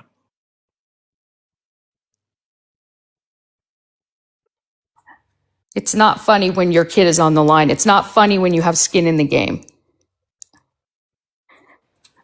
So anyways, I just want a leader that's going to say something that's going to encourage or, say, hey, we're not going to send your kid in until we know that is the absolute last ditch thing that we have to do. Instead, they're going in first. And you heard Keg's breath saying that. We don't lead with diplomacy. We lead with bombs. Lead with bombs. Fuck you, Hegseth. Send your fucking kids in then if you want to lead with bombs, not mine. We see you, friend. We see you. All right, I love you, Steve. Love you more. Keep me posted, okay? Okay, all right, bye. All right, talk soon. What are you supposed to say after that? So again, when you're out in your spaces, when you're watching lives or when you're watching some of our friends, and Erica, thank you for your $10. Erica, this is for you, Hector. Erica says, Hector's being very bossy. Just FYI. When you're out watching these spaces and you have people like Butter showing up, what are they doing? Look what their backgrounds say. Just look what they say. Trump's doing the weave. You know, nothing like liberal tears on a Tuesday. What are they fighting for? What are they fighting for? Did you hear a Blue Star mom? Did you hear what she said, MAGA? Does that matter to you? Does it matter? Even if you don't, even if you're not a parent or a wife or a husband or a brother or a sister or a partner or whomever, even if you're not one of those people, we all can feel that. I would never speak for Jen. I can't even imagine that just fear every fucking day because you never know. But we're radical because we care. We don't want your children going either. We don't. We don't. We just want you to have fucking health care. God damn. And women's rights to their own fucking bodies. What a wild concept. And a better education system. And less money in politics and fucking money out of politics. And Citizens United being overturned. And taxing the fucking rich. And making affordable housing available again. Et cetera, et cetera, et cetera, et cetera. And we're the radical ones? Exactly, Alice. There's nothing more radical than fucking war. Nothing. There's not a goddamn thing irrational and radical than fucking war. Who does it benefit? Here it is again. Right? Follow the fucking money. Is it a cover-up for the Epstein files? Abso-fucking-lutely. Is it a way for people in the circle of the Epstein class to continue to enrich themselves? Abso-fucking-lutely. Is it so the wealth gap can get wider and wider at the expense of the middle class? Abso-fucking-lutely. Is it so they can suppress more rights and take away more rights of people in support of authoritarianism? Abso-fucking-lutely. All of those things are true. Every single one of them. They're all true. We're talking about human cost, the human cost now, though. We're talking literally about the human cost. Trump's going to sit in his fucking golden toilet, and his boys are going to make money from the military-industrial complex purchasing drones from the company that he just conveniently started just a few weeks before we went to war. The Trump family enriching themselves, a $1.2 billion stock transaction just minutes before a big announcement. Wall Street speculation, spikes in the market, gas prices flying. Who the fuck do you think is benefiting? Not us. Not us. But the Dow, right? I mean, you look at the opulence, you know? You look at then you get this interesting picture. Well, here's a photograph for you. Then you get this picture, right? You get this picture, which was built, you know, on the grounds of 9/11 and the assault on the American system. Did we learn anything from it? What did we learn? What did we learn from this? What did we learn? What did we learn? What we learned? I say we learned this. I'm be careful how I say this. What we said we learned was that Islamic fundamentalists are the true terrorists, and that we build systems in our country to violate the rights of American citizens because of a fear that we were told. We were told there were WMDs. We were told that these radical Islams are coming for our way of life, that Sharia law is going to be implemented into America tomorrow. We've been hearing the same fucking line for years. So we build a tower as a remembrance, and the memorial, if you've never seen it, is really it's quite something to see, I must say. But what have we learned? You think we would have learned our lesson about American interventionism? You think we'd have learned our lesson about regime change? You think we'd have learned our lesson, the danger of unregulated capitalism? Am I clueless? Spirit wins? Am I? What am I clueless about? Have we learned any of these things? The wealth gap just gets wider and wider and wider. Funding G-side, the destruction of the middle class. Who wins? The people with power, the people in power, the people with privilege win. They always win. Did we learn anything? We learned nothing. Nothing. So here we sit, going through the exercise again. And it's just going to get worse. And there's going to be more stories from people like Jen. More stories from families impacted. We can't pay our electric bills. We can't pay for food. There's going to be a scarcity. LNG, the cost of electric and the cost of air conditioning and everything else across the country over the course of the next few months is going to be crippling for people who are already under pressure. And what is MAGA celebrating? Trump's name on a $100 bill? Or the newly minted presidential coins? Don't forget. Yeah, how could I forget? We have these things in our system. These are going to be circulating. Where is it? Right here. Yeah. Don't worry, though. Some of them will be embossed in gold. Is that just a joke, too? Probably. Are you angry yet? Are you? Are you really angry? You can come in here every day and you can send the death threats my way. That's fine. Like I said, say what you want about me. Don't come at my mouths. Just do not do that. What were these people across the country fighting for on Saturday? What were they fighting for? And then what are you fighting for? You've got a list of things. You can fight for healthcare, education reform, a stronger social safety net, affordable housing, more respect for the middle class and the working poor, perhaps raising the federal minimum wage, et cetera, et cetera, et cetera, et cetera, et cetera. That's what this group of people were fighting for, by and large, little nuanced here and there. What are you fighting for? To defend Trump? That's your fight? You can't say you're fighting for the Constitution. He doesn't give a fuck. He told you that in that homage he paid to Viktor Orban, who he idolizes, and Viktor Orban is famous for tearing up the fucking Constitution or violating it.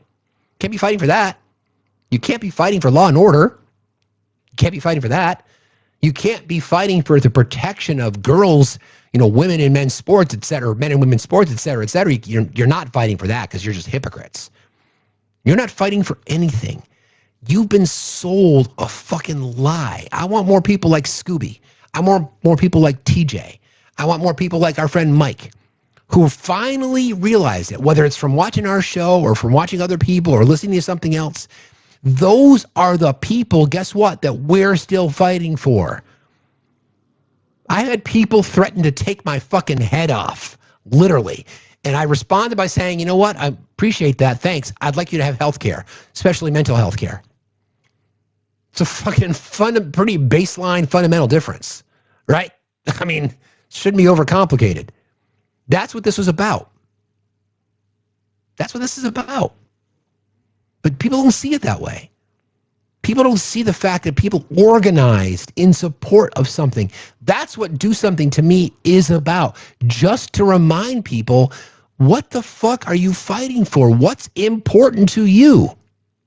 Now, again, I don't know. I don't know if people are going to, at the end of the sustainability is what I'm concerned about, to be honest.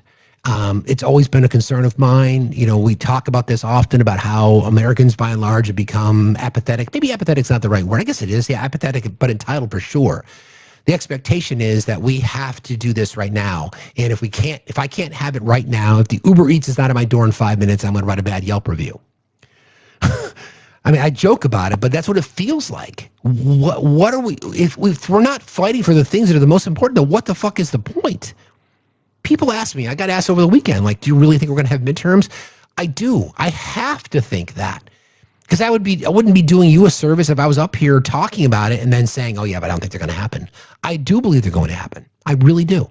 Because there are people that are out there that are doing the work. People like Attorney Di calling shit out.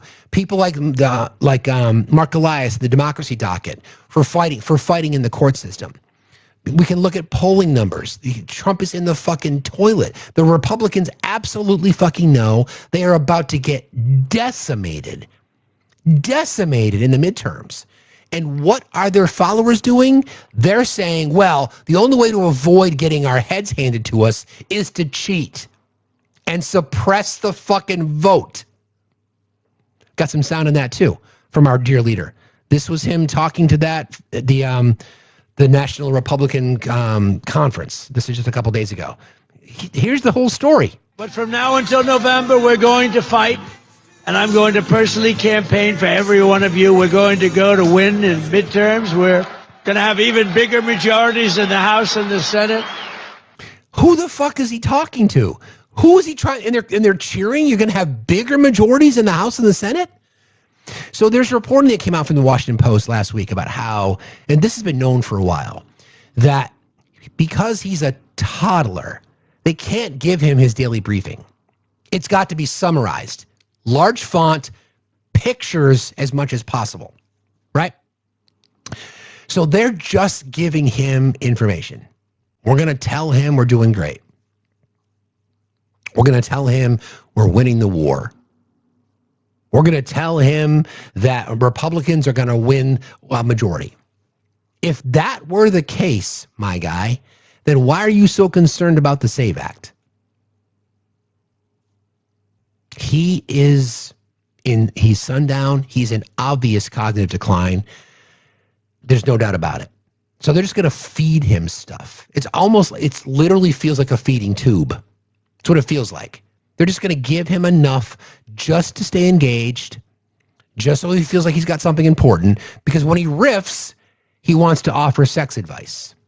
When he riffs, he talks about fucking Sharpies. When he riffs, he praises people like Viktor Orban. Okay, here's the sound again. And I'm going to personally campaign for every one of you. We're going to go to win in midterms. Please do. We're going to have even bigger majorities in the House and the Senate than we have today. Going to help all of you. We settled 8 wars, people sort of forget. And we're winning another one, I tell you. We're winning so big, nobody's ever seen anything like we're doing in the Middle East with Iran. Okay. And they are negotiating, by the way, and they want to make a deal so badly, but they're afraid to say it. Okay. Because they figure they'll be killed by their own people. Okay. They're also afraid they'll be killed by us. That guy who surrounds himself with losers. He likes to surround himself with losers. Think about who he's referring to. His fucking cabinet. Like, come on. Hey, Shane. How you doing, bro? I'm doing good, Steve. I am currently back at work, uninjured, fighting with my union brothers and sisters. You know what we do? We fight the good fight. Indeed, you do.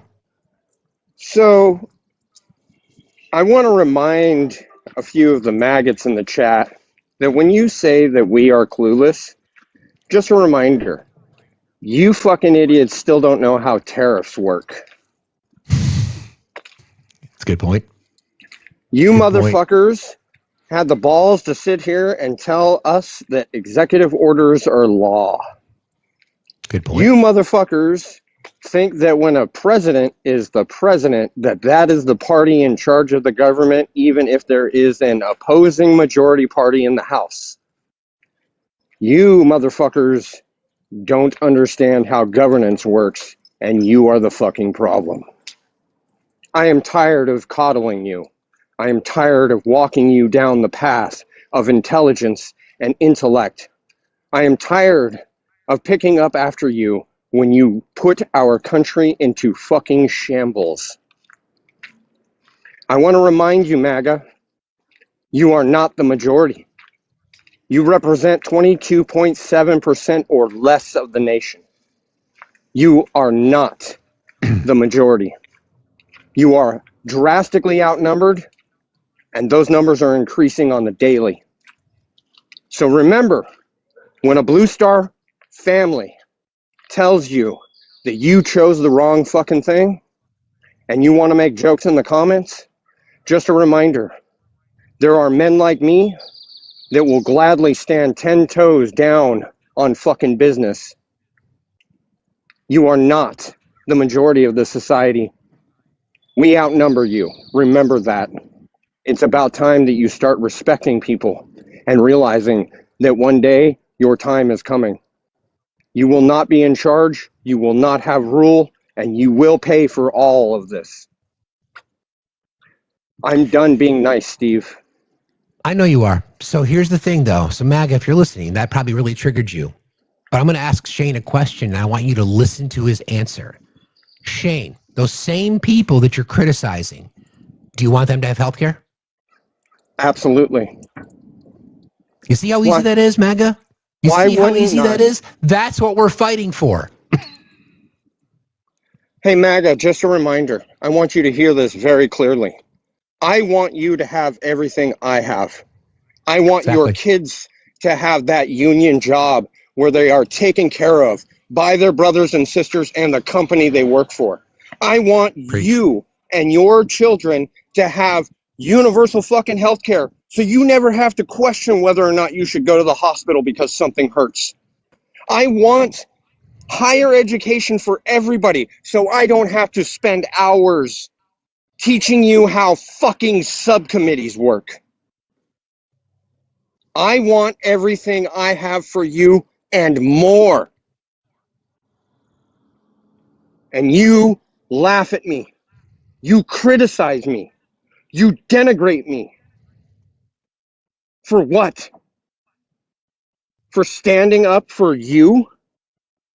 For protecting you? Protecting your rights? Your wages? Your infrastructure? Your roads? Your schools? And you scoff at me. You call me a traitor because I tell you that I'm a registered Republican, and you tell me I'm a traitor. I'm a rhino because I don't vote party anymore. Just a reminder, everything I have, my platinum healthcare plan, my union job and wages, my ability to have education paid for by my employer, I want those things for you. I don't want you to have to fight tooth and nail and pinch pennies just to get where I am. Remember that, MAGA. As much as you have hurt me, as much as you have angered me, as much as you have pushed me away, I will still stand right next to you and help you fight for the very things that you want. But I will not let you tell me that you should have racism, that you should have homophobia, that you should be able to spread transphobia and xenophobia. Those are absolute fucking deal breakers. But I want your education, I want your health, and I want your employers to be the best that they can be. And you scoff at us for that. Well said, brother. Well said. That's Patriot right there. I appreciate you, bro, for your work and for your voice. Thanks for being here. Have a good day. Be safe out there. You too, Steve. Be safe, my man. Thank you, brother.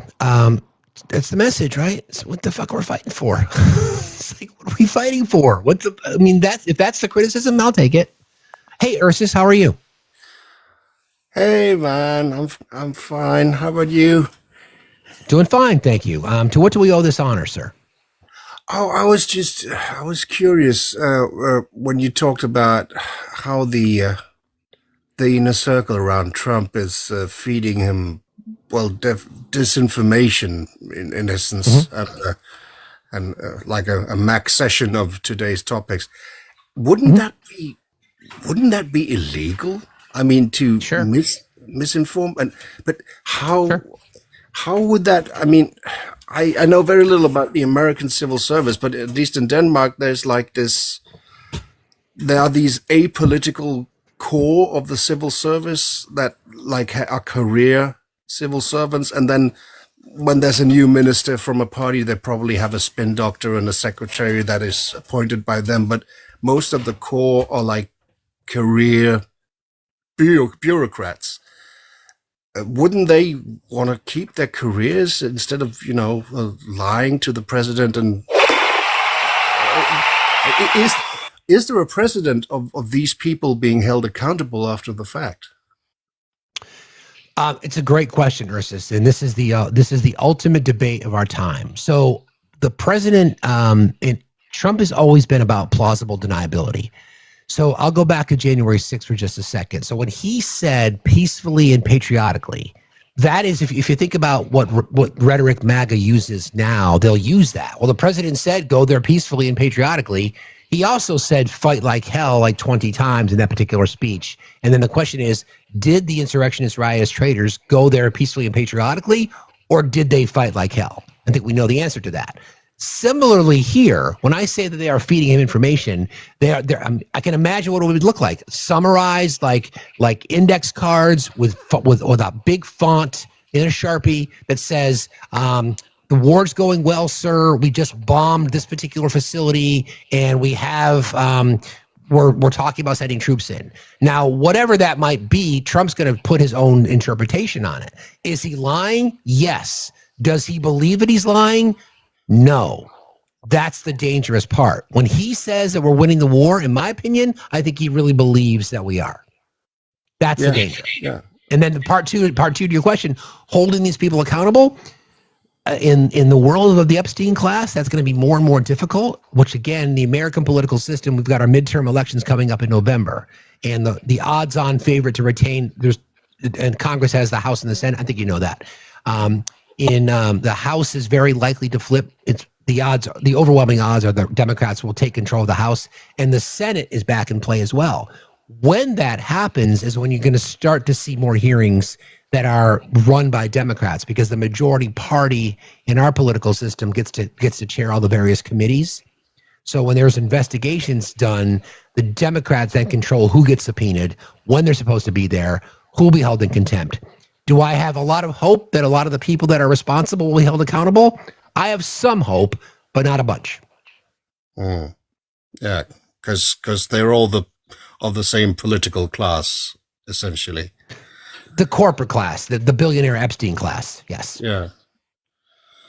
Yeah.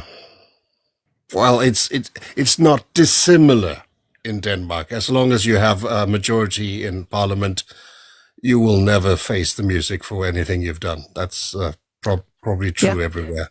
Yeah. That's part of the Epstein class, but I should say and you have universal health care. And you have a protection of the middle class, and you have a social safety net, and you have good schools. Sure, we don't have that, and we got to deal with some of the same bullshit that you guys have to deal with. That's the stuff that we face. Sure. But I'm not talking about if a corporate executive is doing some shenanigans, they will be prosecuted. But I'm talking about politicians doing deals and that are like semi-constitutional, or they forgot to dot the I's and stuff like that, which made it technically illegal. At that point, you'll need the majority in Parliament to do anything about it. We've had several scandals with that, where it was obviously illegal, but we got the majority, so what are you going to do? Exactly. I mean, our system was designed to be bipartisan. The problem is that there's really no bipartisan cooperation anymore. And because we are so divided along political lines, which still talk about healthcare and education, and we shouldn't be divided about those things, we are. Democrats need a big win. Like, you need a 25 to 30 seat majority in the House so that you can force legislation through. And then the way our Senate works, we have this thing called a filibuster, where it requires 60 votes for normal legislation to pass. And that's difficult to get 7 or 10 members of the opposition party to support your efforts. So we have an uphill fight, but Saturday was inspiring to me. Yeah, you only need to have that every weekend from now until November. That's true. That is true. That is very, very true. Ursus, thanks for jumping in today. I appreciate your voice. It's good to get to know you. I thank you for being here, friend. Appreciate you very much. Have a good day. Be safe out there. I mean, I think the question is like accountability. Man, this is the Jess got me again. Damn it. That comment stays in the house, so to speak. The question of accountability. Like I told you guys, I am a glass half full person. Do I think some people will be held accountable? Yes, I do. But the wrong people will be held accountable. The lapdogs, the fall men and women, and there will likely be women, Christy Dome, Pam Bondi, and others. But I do believe there will be some. Do I believe that the majority of people in the Epstein files, the Epstein class, those that have been predatory behavior towards children for decades, will most of them seek justice? I don't think so. I just don't think so, because there's too many of them protecting each other. But in our cabinet, do I think that there'll be impeachment trials? And do I think that people will be, investigated? And then do I think the state charges will apply? Do I think Trump's going to pardon everybody? I don't think so. He might. I don't think so. He's got no loyalty to any of them, like none at all. Like, promise me a pardon and I won't drop the dirt on you. And then what happens? I don't know. So to Ursus's point, what's next, or what's left, or what has to happen? It's this. It's more of this. It's more of this. It's showing up to get people motivated to just, when you look around, like if you're sitting in your space, the TikTok world is a bit different because, we're actively engaged in politics. You join our show every day to learn something. Hopefully you do. We talk about important issues. We talk about connecting the dots. We put what this means and what this means and what that means and how they all work together and historical comparisons. But most people are not politically engaged like we are. But then when you go to a rally and you hear about something and there's 450,000 people standing next to you and roughly 9 million people nationwide, all there at the same time doing it together, and then countries around the world doing the same thing, that's powerful. The question is, can you sustain it? I don't know. We're about to find out. We are about to find out. Okay, let me just do a last one. Check over here. I got Erica, thank you again. I think I saw your message come through.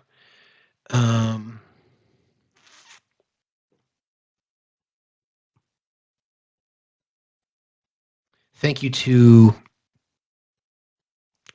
Andrea. Thank you so very, very much. I appreciate you on the Dollar Train. Judith, I saw you. I saw you again, Judith. Thank you to,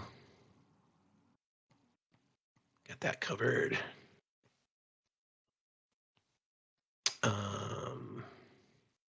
Indigo, thank you very, very much for your kindness and your support for our cause. Stacy, Wendy, you all are great. Thank you very, very much. I appreciate you all. Listen, the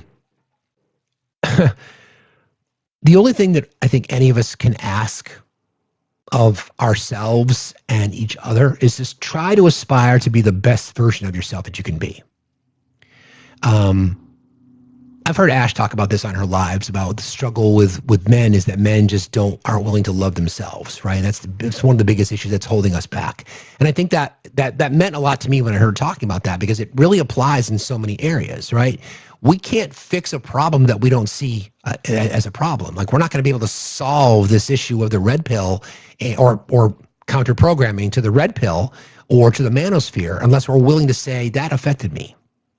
Right? That really, really affected me. Why did it affect me? Maybe I have not been paying attention. Maybe I don't love myself enough to understand that my voice does matter. Or maybe that's why you're struggling with your relationships, because you don't love yourself enough. Willing to accept yourself as you are. To the advantage of age, right? I mean, take me or toss me aside. I am who I am. I'm unapologetic about it. And I wish more men could see themselves that way, potentially. And I think that might allow us to hold others accountable. For men recognizing bad behavior in men, how many times have you heard me say this? A system built by people who look like me to benefit people who look like me. And the worst part about the entire thing, what we're seeing now, is a system to protect people who look like me. That's fucking dangerous. And I've seen it for a very, very long time. Other people need to start seeing it. So when I hear that statement about how men can't love themselves or don't love themselves, or perhaps aren't willing to love themselves, right? It doesn't help us calling out other men, because the system itself, whether it be behind the walls, the gilded walls of Wall Street, or in boardrooms, or on golf courses, or wherever it might be, those people are just running around unchecked. There's no one to stand up to them. There's no one to stand in resistance. It's not up to women to fix us, boys. It's not. It's not. They're like, fuck, we don't fucking need you. We do not need you. If you want to be in our lives, then just be better. Start with loving yourself. So once again, it comes around to fucking what are you fighting for? We're fighting for healthcare. We're fighting for education. We're fighting for a tax system that props all of us up. We're fighting for every marginalized community out there that doesn't have a voice. Fellas, if you want to feel important, if that's something that you strive for and you don't feel like you do, then do something to support people that you don't even fucking know. Don't ask for a pat on the back. Do it when nobody's looking. They always talk about the greatest sense of participation is if you don't do something expecting something in return. You do it when the lights are off. I prefer the lights being on. Different conversation. See, we can add humor too. I'm serious though. Those are the things that should matter. So when we're out there fighting for rights, what Shane said is so fucking true. He's a Republican. I think Shane might have even classified himself as a MAGA at one point, right? But we've got other people, or Jen, Blue Star Mom, just trying to remind other Blue Star Moms, because you putting your hand up to volunteer is not apolitical, or it's apolitical. You volunteer. You come from conservative households. You come from generational military families. You come from Ivy League, et cetera, et cetera, et cetera. We know where recruitment is targeted. They target recruitment in underserved communities. Why is that? To give people a way out. So if maybe that message resonates with more people, just to say there's so much more that connects us than divides us. We know that to be true. There are more people who care about things like this than there aren't. The echo chamber, the disinformation superhighway is what's dominating. So we all collectively need to be the counter programming. How do we do that? We have conversations. We use our privilege. We go to spaces. We stay in spaces. If we go to spaces that don't look like us, we shut the fuck up and listen to learn. And then when we're out in the street and it's real world practice, you ask challenging questions. It was a great conversation that I had with this person from the Communist Party, but they didn't know what they were talking about. And I felt bad. I'm like, you might want to think about knowing more about what this movement's about, not just being part of it. I'm psyched that they're participating. I'm glad to see voices out there, but maybe learn a little bit. maybe understand that we have a history with communism in our country. If you're going to go out and try to gain support running under what's referred to as traditional communism, you're not going to get very far. Idealistically or ideologically, sure. You could talk about union rights. You could talk about the right of the worker. You could talk about how the system is broken. The question then becomes, how are you going to implement and influence change to make the system better? That's where we can agree. Thank you all for hanging today. I'm going to take a nap. I appreciate you all very, very much. It was an amazing weekend. Again, thank you to Politics of Matt, to Ari, to Polly, to Naquan, to Ash, to Jess, to Emma, to RJ, to Twista, to Rubinator, to so many people who came up to say hello. I can't possibly remember everybody. I suck with names, but if you were there and I got to hug you and you got to hug me back, it was awesome. I appreciate you all being out there and doing the fucking work. It was great. It was a great, great day, a great, great weekend. More to come. Mods, you guys are the fucking best. I appreciate you all. Chat and our community. We do this because you care. And we do this because I know that this community really resonates with do something. And I know you're all doing it. You've all messaged me all the kinds of things that you're going to do. And that's inspiring to all of us. So thank you guys. I don't know who's live right now. Is Attorney Di live? It'd be great to go raid her if she is. If not, give me a second here, guys. I can tell you who's live that's out there right now. Let's see. Let's see. Doesn't matter. Santana. Absolutely. Santana was on late night last night. Go raid Santana. I appreciate the work that he does. And I'll see you tomorrow morning at 8 o'clock Eastern time. Right here. Same bat time, same